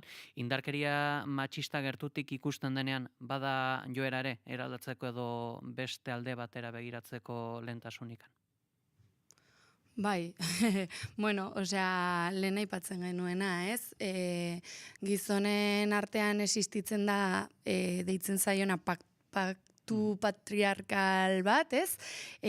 Paktu bat da, haien artean ematen dena, berproduzitzen dutena etengabe, eta hori egiten dute privilegio batetik, ez? Eta privilegio hoiek ez galtze horretatik, ez? Badakigulako gizon kuadrilla batean, norbaitek hartzen baldin badu iniziatiba bat, jarrea esegoriki bat edo eraso bat salatzekoa, ze gertatuko zaion kasu hontan gizon horri, ez? Alde batera utziko dutela, edo, inkluso ez zaiola kasurik egingo zuzenean, oso zaila da, ere bai, horren kontra joatea, eta hor egia da, guk esaten dugunean, gauza guzti hau salatu behar ditugula, eta seinalatu ez dela bakarrik hor geratzen, ez dela bakarrik ez egin barre, ez dakize komentario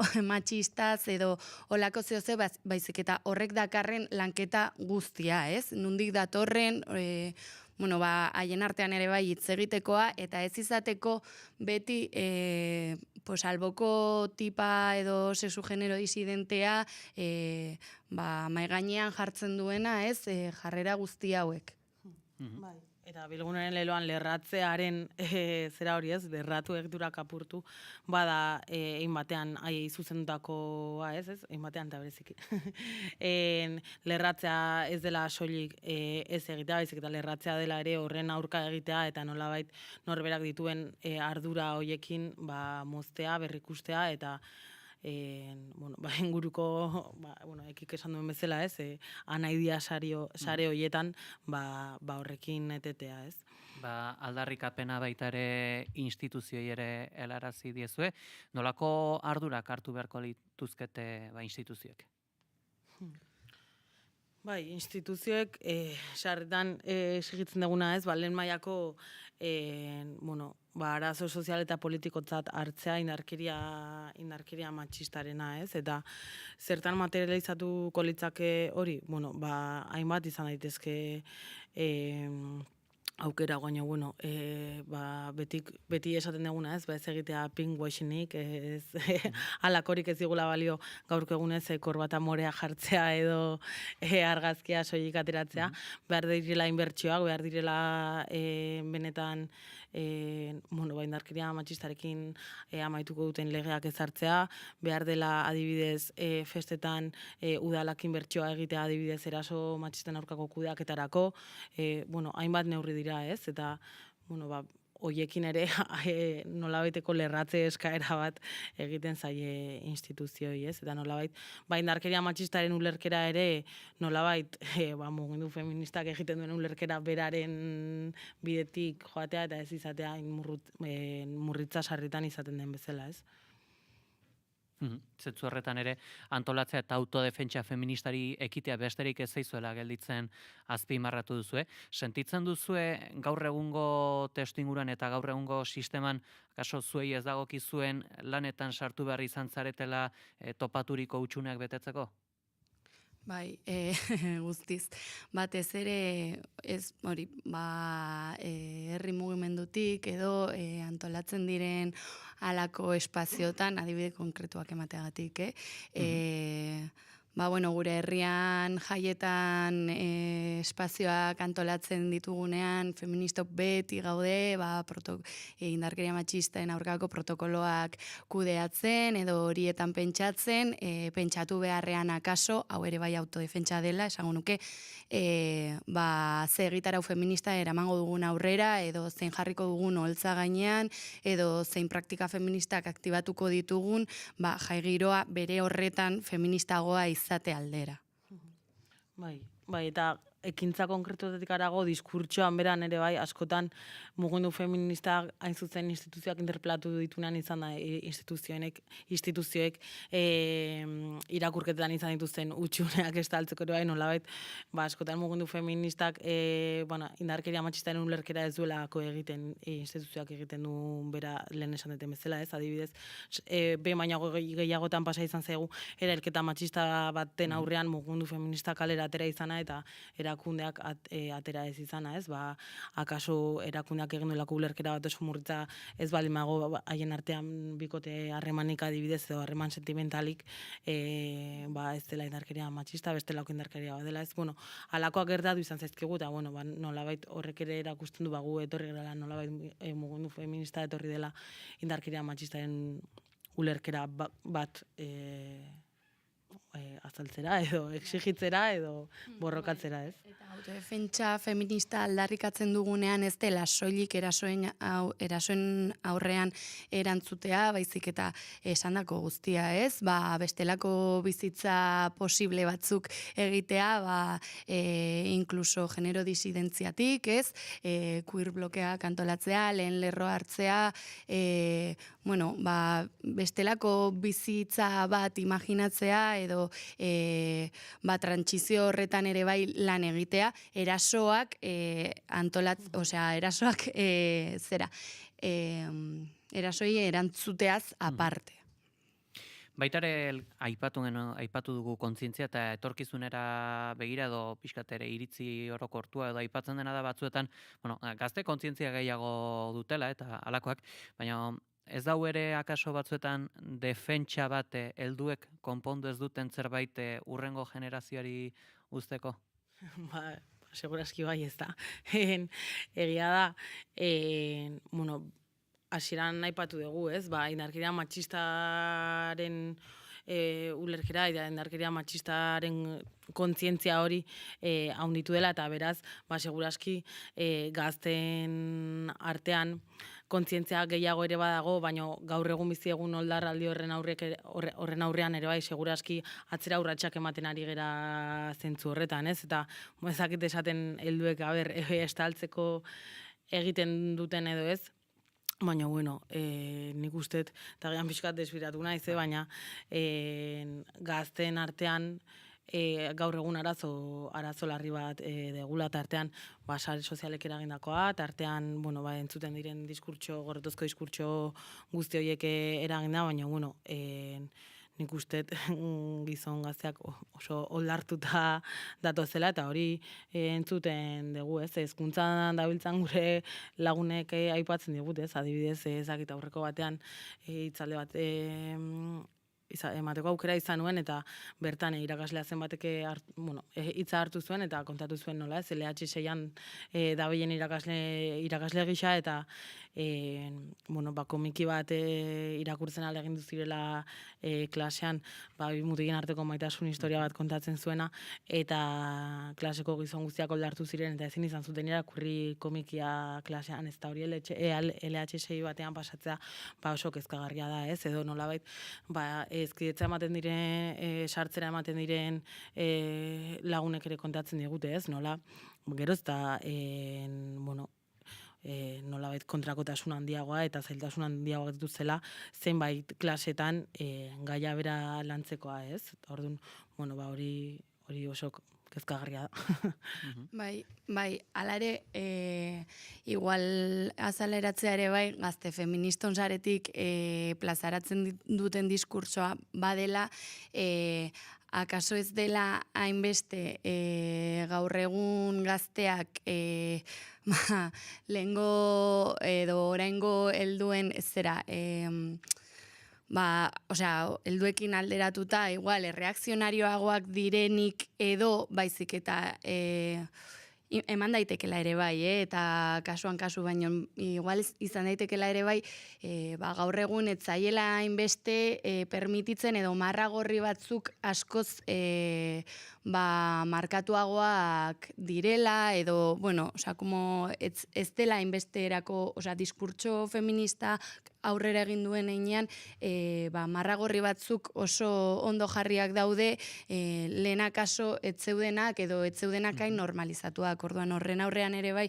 errebelatu egiten direla, eta horrek ez du esan nahi gaur egun, adibidez, ikasgela batean ez denik zaila feminismoa hitz egitea, edo feminismoaren lanketa txukun bat egitea, baina hortik ere bai etortzen dela. Bai, ziur, gazte feministak ere seguraski are boteratuago eta are diskurtsa potenteagoarekin eta indartsuagoarekin datozelako ere, akaso duela 15-20 urte baino. Eta hori mugindu feministaren lanari esker izan dela baita ere, Baita ere, akaso aipagenezake gizartean edo gazteak ere zer nolako erreferenteak ere topatzen dituzten, bereziki pixkat bitxia da, baina jende arraroa, joera matxistak ditunak, horiek dira auspotuagoak daudenak edo.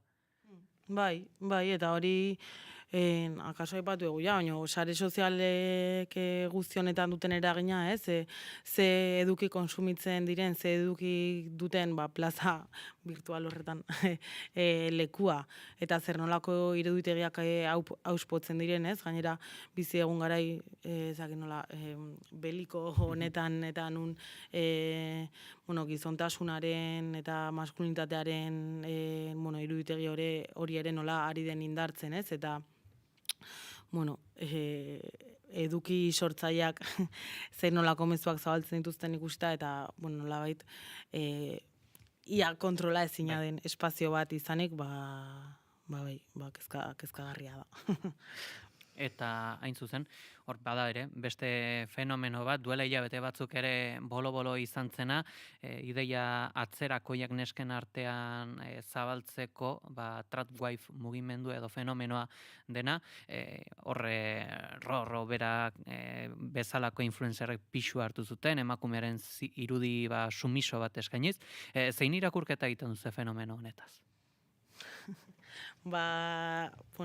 Fenomenoak aztertzerako momentuan beti harimutur asko ikertu behar daude, egia da horrela lehen a primera vista esaten den bezala, egia dela, nolabait, auspotzen duela iruditegi bat, nun mugimendu feministatik askotan horren aurka egin den, eta nolabait emakumeago bihurtzeko iruditegi bat auspotzen ez, berriz ere etxean sartuta, ez, etxeko lanak egiten, sukaldatzen, zeinentzako, zaintza lanak, eta iruditegi hori are gehiago erreproduzitzen duela, ez, eta, hain justu mugimendu feministaren borroketako bat bada gizon eta emakumeen arteko menpekotasun harreman horrekin amaitzea, eta esango genuke menpekotasun horren edo harreman horren ardatzako bat badela, aipatu dituan lan guzti horien iruditegia eta zaintza lan edo zaintza rol horien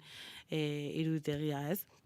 Baina kontrara eraberean ere, askotan esaten diren gaiak adibidez, jartzutela berriz ere emakumeen hipersexualizazioa mahai gainean, hori ere interes jakin batzuekin egiten dena, eta azkenean emakumeak egiten edo zer gauza izango dela hipersexualizazioa ere bai, ez da, analiziak egiterakoan ere ari mutur asko hartu behar direla kontuan. Elementu guzti hauekin geldituko era orduan, eta gogora ekarriko dugu, gaurko honetan Euskal Herriko mugimendu feministak mobilizazioak deituak dauzkala, Euskal Herriko hainbat hiriburutan, Baionan 6:30 geltokian, Bilbon zehazki Bihotz Sakratuan, Donostian Buleborrean, eta Gasteizen San Antoneko plazan eta Iruñan Gaztelu plazan, hauek 7:00 hasiko direlarikan. Mila esker, goiz honetan gurean izategatik, Helene eta Ekinean nahi duzuten arte. Eskerrik asko, urren arte.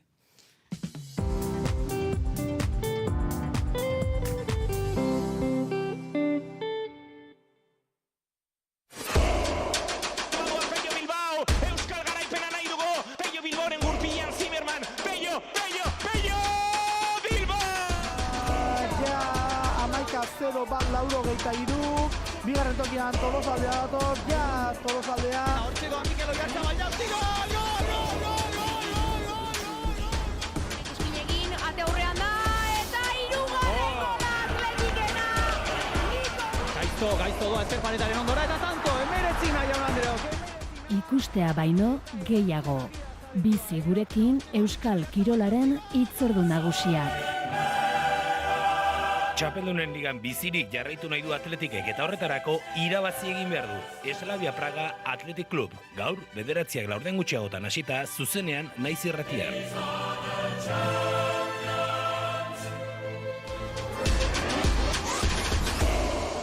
Naiz Irratia.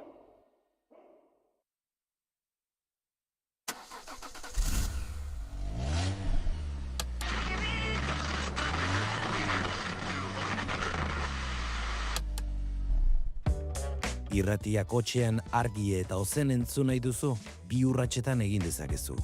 Lotu mugikorra Bluetooth bidez autora. Joan, irratia.naiz.eu selbidera eta klikatu zuzenean entzun botoian. Egunon, goizeko 8:00 dira, ongi etorri Naiz Irratira. Lekornuren dimisioak estatu krisia... Naiz Irratia, 2 urratsetan, edonon eta kalitate ezin hobean.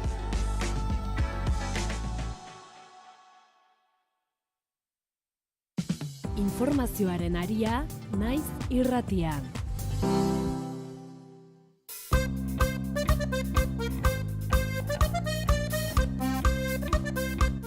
Gogora ekarriko dugu azaroako 25 indarkeria matxistaren aurkako eguna dela, eta azken urte honetako balantziak beste urtetakoak bezala kezka eragin du. Hain zuzen, aurten Euskal Herrian 6 hildako utzi ditu indarkeria matxistak, hauen artean 13 urteko neska bat, eta urtarriletik irailera 7.000 salaketa baino gehiago ere jarri dira. Egunean 25.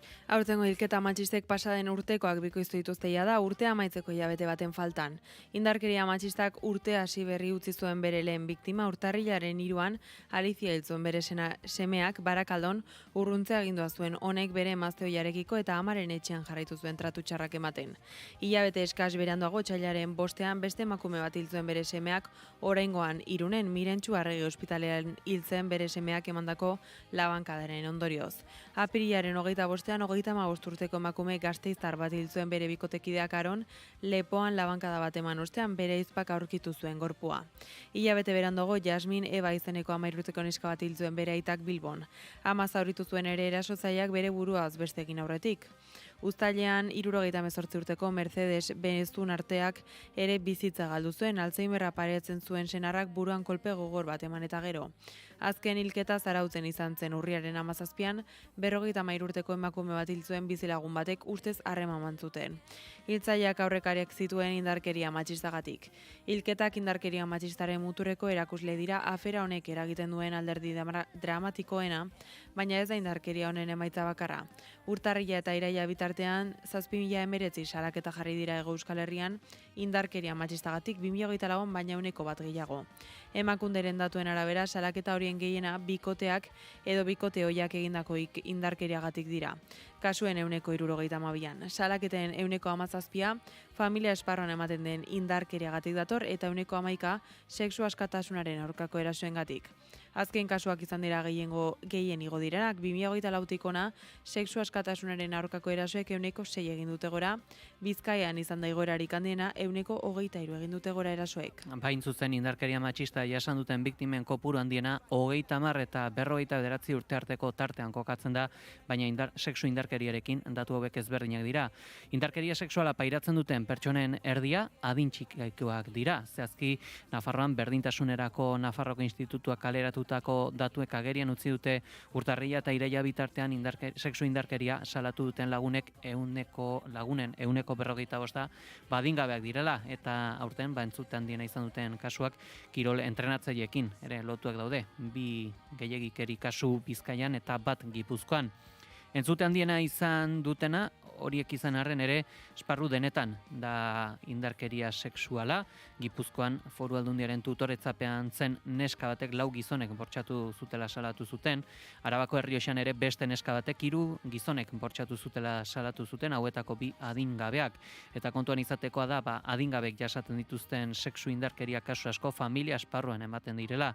Horren adibide, Gasteizen 22 urteko espetxe zigorra jaso duen gizona bere bi alabak 5 eta 6 urte zituztelarik bortxatzeagatik. Eta hain zuzen, gaurko egun honek ere leloetarako eta kanpaina instituzionaletarako emango du. Euskal erakundek dei argia egin diote gizarte osoari indarkeria matxistaren aurrean aktibatzeko eta egunerokoan askotan ezkutuan ala normalizatua gelditzen den arazo sozial eta struktural hau ikusgarri egiteko. Bi emakumetik batek indarkeria fisiko, sexual edo psikologikoa jasan du Euskadin. Ez da zure arazoa soilik, gurea ere bada.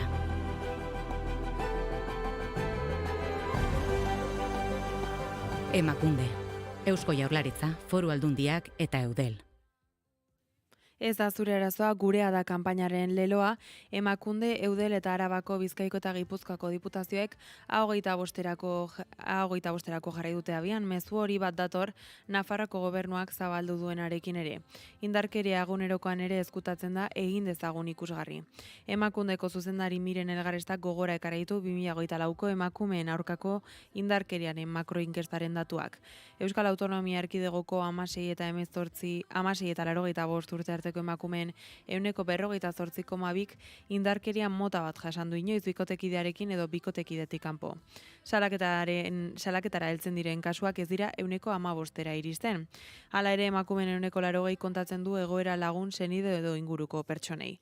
Horregatik Elgarrestak azpimarratu gizarte aktibo eta kontziente bat behar dela eta baita erakundeen eta komunikabideen implikazioa ere. Biktimak ezin direlako askotan bakarrik atera egoeratik. Honelako inkesta bat izateak jauzi kualitatiboa suposatzen duela antzemateko gure gizartean indarkeria matxistak duen eragina. Indarkeriaren dimentsioa ezagutzeko. Izan ere, inkesta honek argi erakusten digu indarkeria matxistaren izaera estrukturala, egiturazko arazo baten aurrean gaudela. Eremu guztietan ematen da eta modu ezberdinetan. Eta aipatuko dugu baita ere, zehazki emakumeen aurkako indarkeriaren biktime informazio eta arreta emateko telefono zerbitzuak Satebik jasotako deiak 10,6 gehitu direla 2024 urtean guztira 3.741 eta 41 izateraino. Salva Badiola. Urtean, 24 orduz 365 egun ez dago martxan telefonoa eta emakumeen aurkako indarkerian espezializatutako psikologoek, hezitzaileek eta gizarte langileek ematen dute zerbitzua. Iaz, 3.741 dei jaso zituzten guztira. Aurreko urtean baino, 761 gehiago. Zerbitzua martxan dagoenetik izan dituen zifra handienak. Arreta emateko purua izan da gorakada handiena izan duena. Nerea Melgosa sailburuaren hitzetan, indarkeriatik ateratzeko prozesuan laguntzeko zerbitzu gisa gero eta sendoago dagoela erakusten du horrek. Ikusita gero, ikusten dugun arreta kopurua igo dela. Eta eskatzen dutena, pertsonak eskatzen dutena, edo emakumek eskatzen dutena, mantendu da. Bikotekide hoi edo bikotekidearen indarkeria jasandako emakumeak dira arreta eskatzen duten emakumeen gehiengoa. Halere, sexu askatasunaren aurkako delituen biktima diren emakumeen kopurua gero eta pisu handiagoa hartzen ari da eta egun 6%koa da. Arreta emate gehienetan agertzen den esku hartze mota akonpainamendua da 591,45 eta haren atzetik datoz erantzun emozionala, informazioa eta orientazioa. 2024an hartatutako 1.513 emakumeetatik 787 adina ezagutzen da eta datuek adierazten dutenez, indarkeria matxistak ez du bereizketarik egiten adinaren arabera, emakume guztiei eragiten baitie. Bestalde, indarkeria matxista egoeran hartatutako emakume guztietatik 50,23% bere ardurapean pertsonak zituen kasu guztietan adingabeak eta datu horrek gora egin du 2023ko ekitaldiaren aldean. Lurraldeka 2024an jasotako deien 60,05%, Bizkaikoak izan ziren 20,83% Gipuzkoakoak eta 16,74% Arabakoak. Era berean, biztanle gehien dituzten herriak dira arreta gehien jasotzen dutenak Bilbo, Gasteiz, Basauri eta Barakaldo. Donostia 5. postuan geratu da.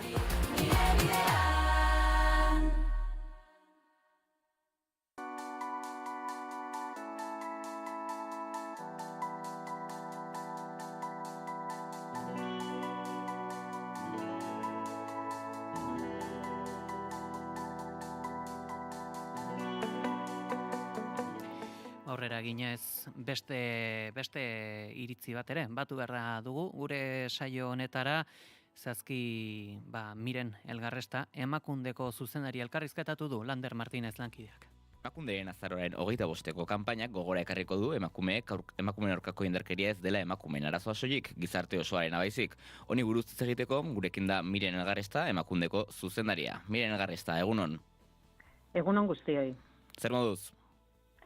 Ondo, lan betiko martxan eta bereziki hilabete honetan, jarduera asko ditugu aurrean eta, baitare, gure kanpaina hortxe baitare aurkeztu berri eta, nolabait beharreko erantzuna emateko baitare prestutasun osoarekin. Azaro 25 honetarako kanpainak erantzukizun soziala, komunitarioa eta instituzionala aldarrikatzen ditu, ezta? Nolako hutsuneak antzeman dituzue zuek esparru hauetan? Hutsune baino gehiago nik uste eta agerian gelditu den kontu bat gainean edo eraiki da kanpaina hau.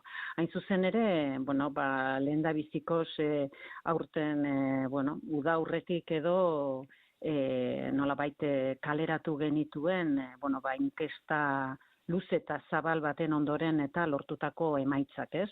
Eta emaitzak oso deigarriak izan ziren. Eta, emaitza nagusia bada, ez? 4.500 emakume euskaldunak eta inkestatu dira. Eta, emaitza nagusia da, bi emakumetik batek, ez? Bere bizitzaren zehar, indarkeria mota bat edo beste edo bizitu izan duela, eta hori da, ez? Nolabait tamaina horretako, inkesta batean, daukagun emaitza potoloa, ez? Eta emaitza horrekin batera, baitare beraien aitorpenen artean, bat azpimarratzea nahiko nuke, eta hortik eraiki da aurtengo kanpaina. Hutsune baino gehiago errealitateari begira, bai? Eta emakume guzti horiek, esperientziaren bat edo beste izan dutenen artean, 10tik 8 esaten dute, bueno, salatu ez, baina bai euren bizipen hori modu batean edo bestean, euren inguruko familikoei edo senitartekoei, lagunei, bizilagunei, nolabait ez, kontatu eta partekatu izan dutela. Ez dakite laguntza bila edo behintzat esperientzia hori partekatua izan dela.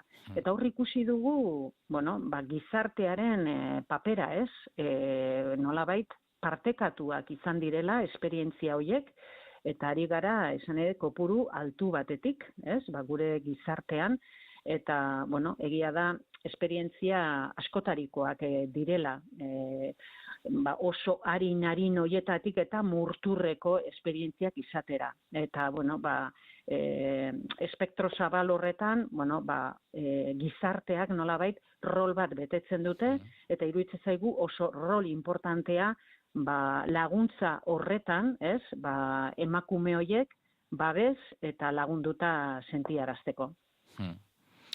Bai, atera direla datu batzuk, ez da, Osakidetzak genero indarkeriaren biktima barkatu diren 6 emakume hartatu zituela 2024an egunero. Eta, horiek aurreko urtean baino 3,2 gehiago dela jakinarazi da. Indarkeria matxistak gora egin du gure gizartean? Indarkeria matxistak gora, esaldi motz hori baino, esango nuke salaketak. Salaketak igo egin dira. Egia da, gu dauzkagun estadistikak eta salaketarekin lotutakoak eta baitira, eta, Osakidetzak ere bere estadistikak, eta, nolabait edo bat badatoz, ez?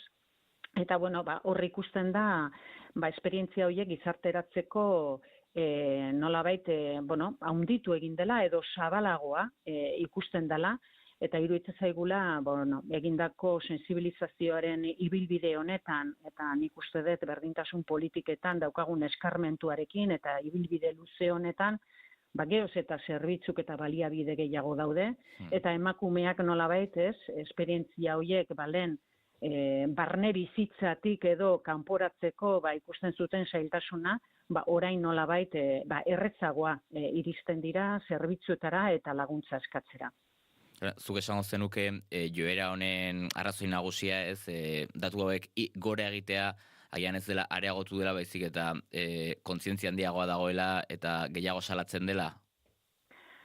Nik esango nuke momentu honetan bizi dugula oso une berezia eta bizi duguna da paradoxa bat, ez? Aipatutako zerbitzu eta baliabide inoiz baino gehiago ditugu une honetan, hori garbia da, baina aldi berean bizi dugun une hau ere nahiko berezia da zentzu batean, eta bada, denbora batetik ona eta hurbiltasunetik, ikusten da estenatoki berri batean edo sartzen ari garela nun, ikusten da korronte neomatxismo bat, eta baita ere espazio digitalean ezaguna den manosfera hori geroz eta handiagoa eta nabarmenagoa dela. Eta, zalantzarik gabe horri begiratzen diogu tentuz eta modu serio batean, ze benetan mehatxu bada, egindako ibilbide emankorre hau nolabait kinkalarrian jartzeko edo mehatxu bada, ez? Eta batez ere kontutan izanik jende gaztea dutela nolabait helburu, ez? Zenbat eta gaztego izan eta espazio digital horretan zenbat eta kontsumo handiago izan, nolabait horre ezaguna da, algoritmok oso bereziak eta antolatuta badaude, eragiteko hain zuzen ere mezu antifeminismotik eta mezuak plazaratzeko eta korronte antifeminista bat handitzeko eta ugaritzeko. Ikusi dugu zuek ere, miren, emakundetik, emakumeen aurkako indarkeriari buruzko inkestan jakinarazi duzuela, ez? Euskal Autonomia Erkidegoan bizi diren 16 eta 85 urte bitarteko emakumeen 48,2, erdiakia, noizbait pairatu duela indarkeria motaren bat bikotearen edo barruan edo kanpoan, ez? Datu honen aurrean, nolako neurriak hartuko ditu administrazioak?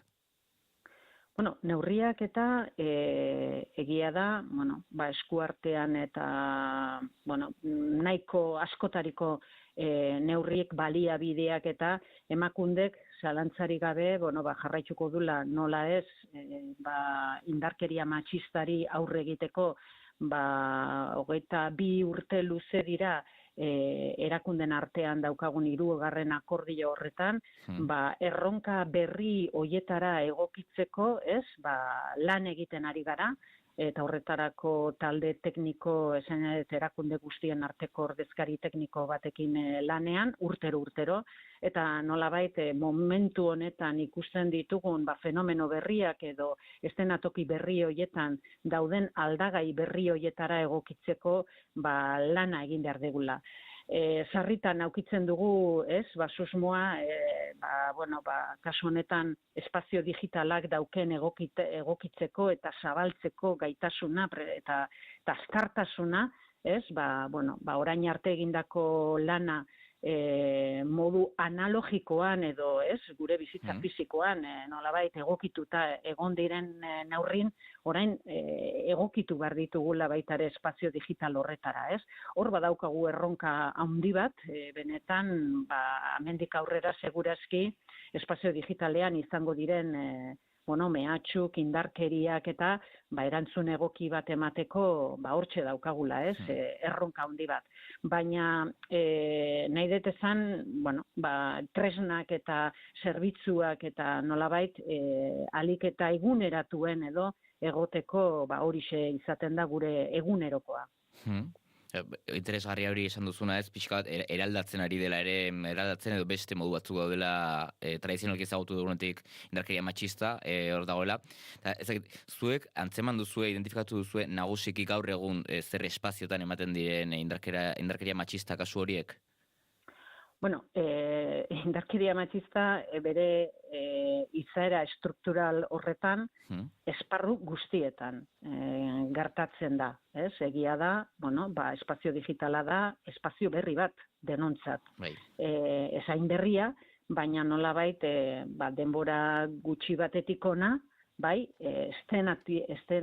eszenario horretara matxismoare egokitzen hasita dago eta ikusten da. Oain arte bereiztu egiten genituen bizitza offline eta online, baina gaur egunen biztan da, eta hori, zenbait jardunaldietan eta nahiko adostua badago gure bizitza momentu honetan ia online da era bat, ez?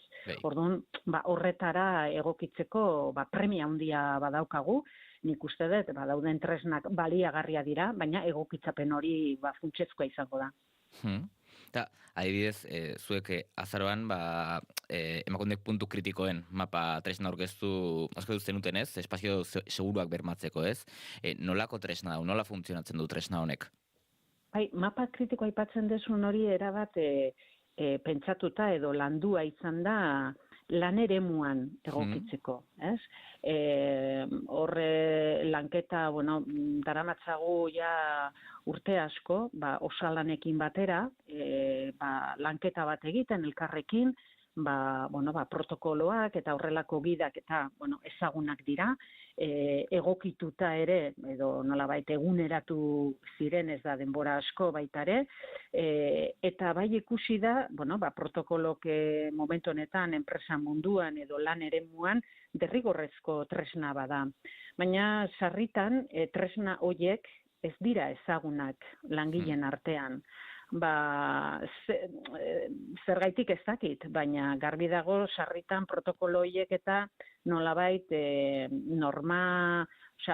normatiba, agindu bati erantzuten diote, baina gero, enpresa barruan, ez dira gure ustez, garatuak, edo ez dira garatzen, eta sarritan edo batzutan, kajoian sartuta gelditzen dira, eta ez dira ezagutzen. Ezagutzen ez desun hori ez desu reklamatuko, noski. Orduan, hor, inkesta baten ondoren, ikusi zen, inkesta lehen aipatutako inkestarena, indarkeriarena, lan eremuan ere, ikusi zen, hainbat adierazpenetan, ez zutela ezagutzen, protokolo horren berri edo protokolo horren gaineko formaziorik ez zutela ezagutzen, eta baita ere, hainbat emakumek esate zuten edo bizitutakoa ez zutela identifikatzen, indarkeria matxista bezala. Hortaz, hor ikusten da, zeregin handia daukagula lan eremuan, protokolo horiek zabaltzeko, ezagutarazteko, eta aplikazioan nolabait, indarra jartzeko eta ardura hartzeko. Pixka bat aldatuz gaia, segitu dator eta emakundek besa eskaintzen die Irun eta Hondarribiako alarde parekideei, ezta? Nolatan arazo hau ez da lantzen, ez da ipagaia izaten ikasturtean zehar? Hori, ez dala aipatzen, egia da, nik uste dut bi udaletan edo, eta herritarrak oso aktiboak egon badaude bietan, alarde parekide baten alde egiteko, ez? Eta baita ere, bai emakundek, eta bere laguntza osoa eta eskaintzen du, eta, ia 30 urtera dator edo auzi hori, eta garbi dago oso konplexua dela, eta, nik uste dut, herritarrekin batera, prozesuak eta etengabeko prozesuak egiten jarraitu beharko dela, ez? Garbi dago, oraindik ere, bi korronte, bi herritarren edo nolabait pentsamolde edo jai hori bizitzeko edo, badaula modu ezberdina, baina emakundeentzat eta garbi dago emakumen eskubideen ikuspuntutik, herri bateko jaiak berdinzaleagoak izan behar dira eta emakumeek ezin dute oztopoik izan euren jaietan jai parekideak eta izateko behar dutela baldintzak, ez? Eta oraindik ez daude guztiz edo naiz eta ikusten da azkeneko bi urte honetan edo hauetan edo bai keinu batzuk ikusi, ez? Eta nik keinu hoieiri ematen diete garrantzia, zenolabait ia mugitu ezina zegoen momentu batetik edo bai ikusi da nolabait, ez? Urratsak emateko borondate bat, eta horri heldu behar diogu, eta eutsi, ondoren urtetan ere urratsak ematen jarraitzeko, haik eta, jaiak parekideak izate aldera. Bai, hori ikusteko dago eta aldaketa hori ikusten dugun. Eta, miren, bukatzen joateko, azken galdera bat, ikusi dugu, Irunen, 5. berdintasun planaren administrazio prozesuak geldiarazi dela, ez? Udal gobernuak aldaketak egin zituelako bere kabuz, eragileekin inolako kontsultarik egin gabe. Aldaketa horretan, emakundeen proposamenak ere zalantzan gelditu dira, ez? Zuek zer eskatu diozue Irungo udalari? Nik ez dakit zalantzan jarri diran, 5. plan hau 2022 urtean edo heldu zen emakundera, eta guk gure balorazioa egin genuen, eta puntu ezberdinen artean zalantzarik gabe alardearen aipatu genuen, eta ezinbestekotzat jotzen dugu berdintasun plan horretan herrian dagoen auzia edo behintzat alardea parekidea izateko eman behar diren urratxe hoietarako nolabait aintzat hartzea. Eta hori izan da emakundek eman duen gomendioa, gure balorazioak edo nolabait gomendio marko baten barruan sartzen da, baina ezinbestekotzat jotzen dugu alardearen ekintzak eta prozesu horretan jarraitzea. Miren, eskerrik asko, gaur gure etortzagatik eta gure galderak erantzuteagatik, ez dakit zerbait gehiago gehitzeko aprobetxatu nahi duzun tarte hau? Aprobetxatu nahi dut deialdia egiteko herritar guztiei, azaroak 25 begira, nolabait gure herria berdinzaleagoa izateko eta indarkeri matxistatik aske izateko antolatuko diren ekitaldi hoietara murgiltzea eta nolabait denok bat egitea, gizon emakumeak gure herria berdinzaleagoa izateko. Entzun duzue gaurkoan kalera ateratzeko eguna da. Eskerrik asko Miren eta ondo izan. Mila esker zuei.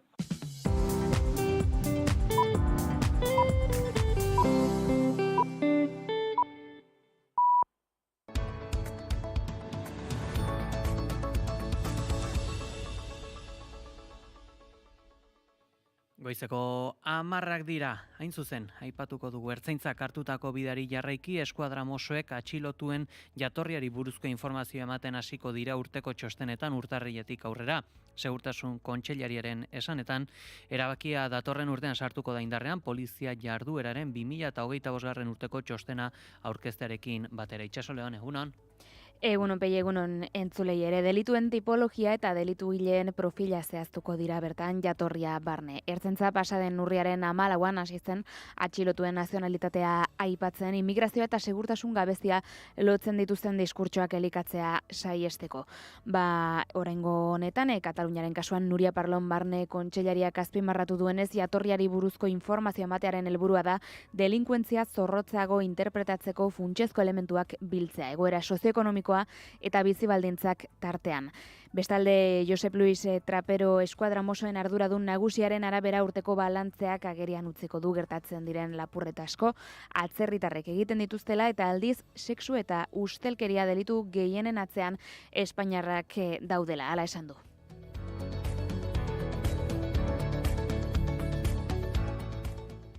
Eta beste kontu bat, jakin dugu Etxerat elkarteak 2026ko egutegia aurkeztu duela, guztira 13 irudik osatua. Batzuk Euskal Herriaren historian txertatutako argazkiak dira, ala nola 1977ko amnistiarena edota Herrera de la Manchan, Sevillan, Parisen eta bar egindako protestak. Elkarteak laburbildu duenez, edizio berri honek 50 urte pasako dinamikak bildu ditu Euskal preso eta ieslari politikoekin elkartasunaren, amnistiaren eta berriratzearen aldeko borrokak landu dituzten hainbat erakundek bultzatuta. Egutegiak besteak beste 1938ko amnistiaren aldeko mobilizazio bat, 1977ko protesta historikoak, urte hartako presoen kaleratzea eta urtero milaka pertsona biltzen dituen mobilizazioa barne hartzen ditu. Espazio horrikoien ispilu argia da egutegian, ontxosnak, estropadak edo hamarkadetako elkartasun guneak agertzen diren eta era berean Euskal Herria Zaragoko elkartasunaren aldarri eta oihartzun izan diren tokietako irudiak. Zehatzago, estatuko kartzeletara bidaiak,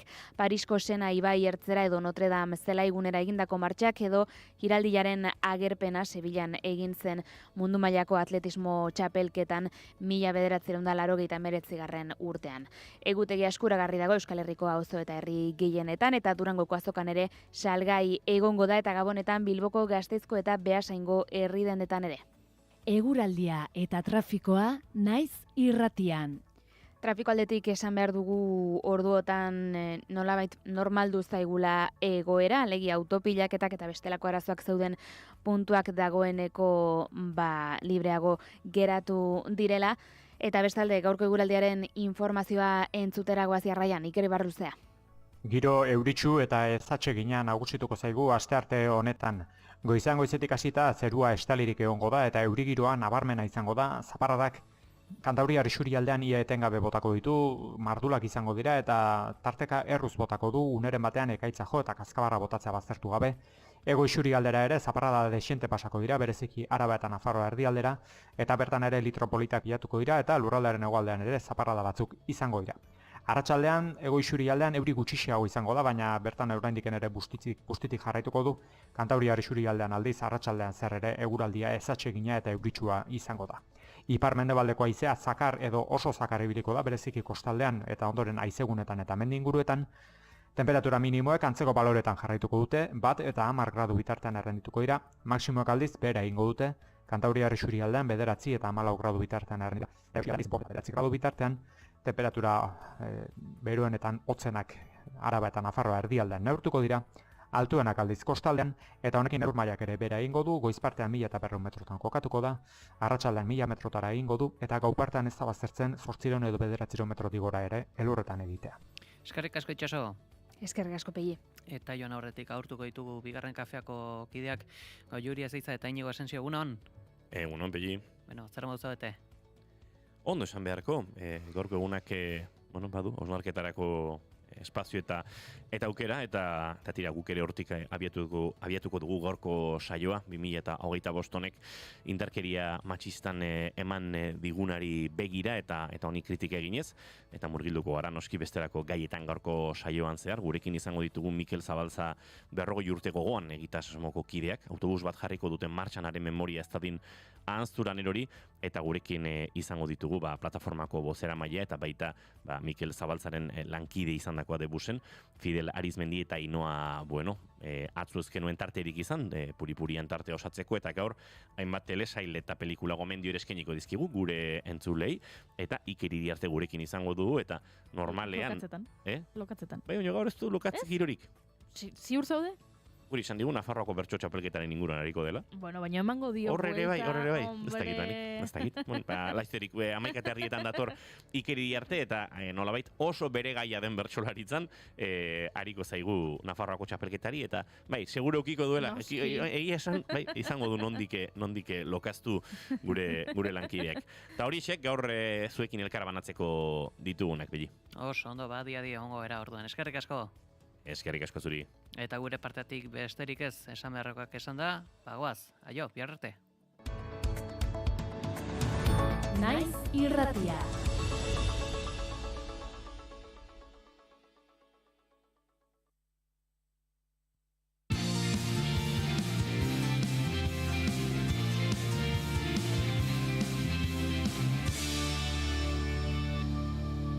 Naiz irratian, bigarren kafea.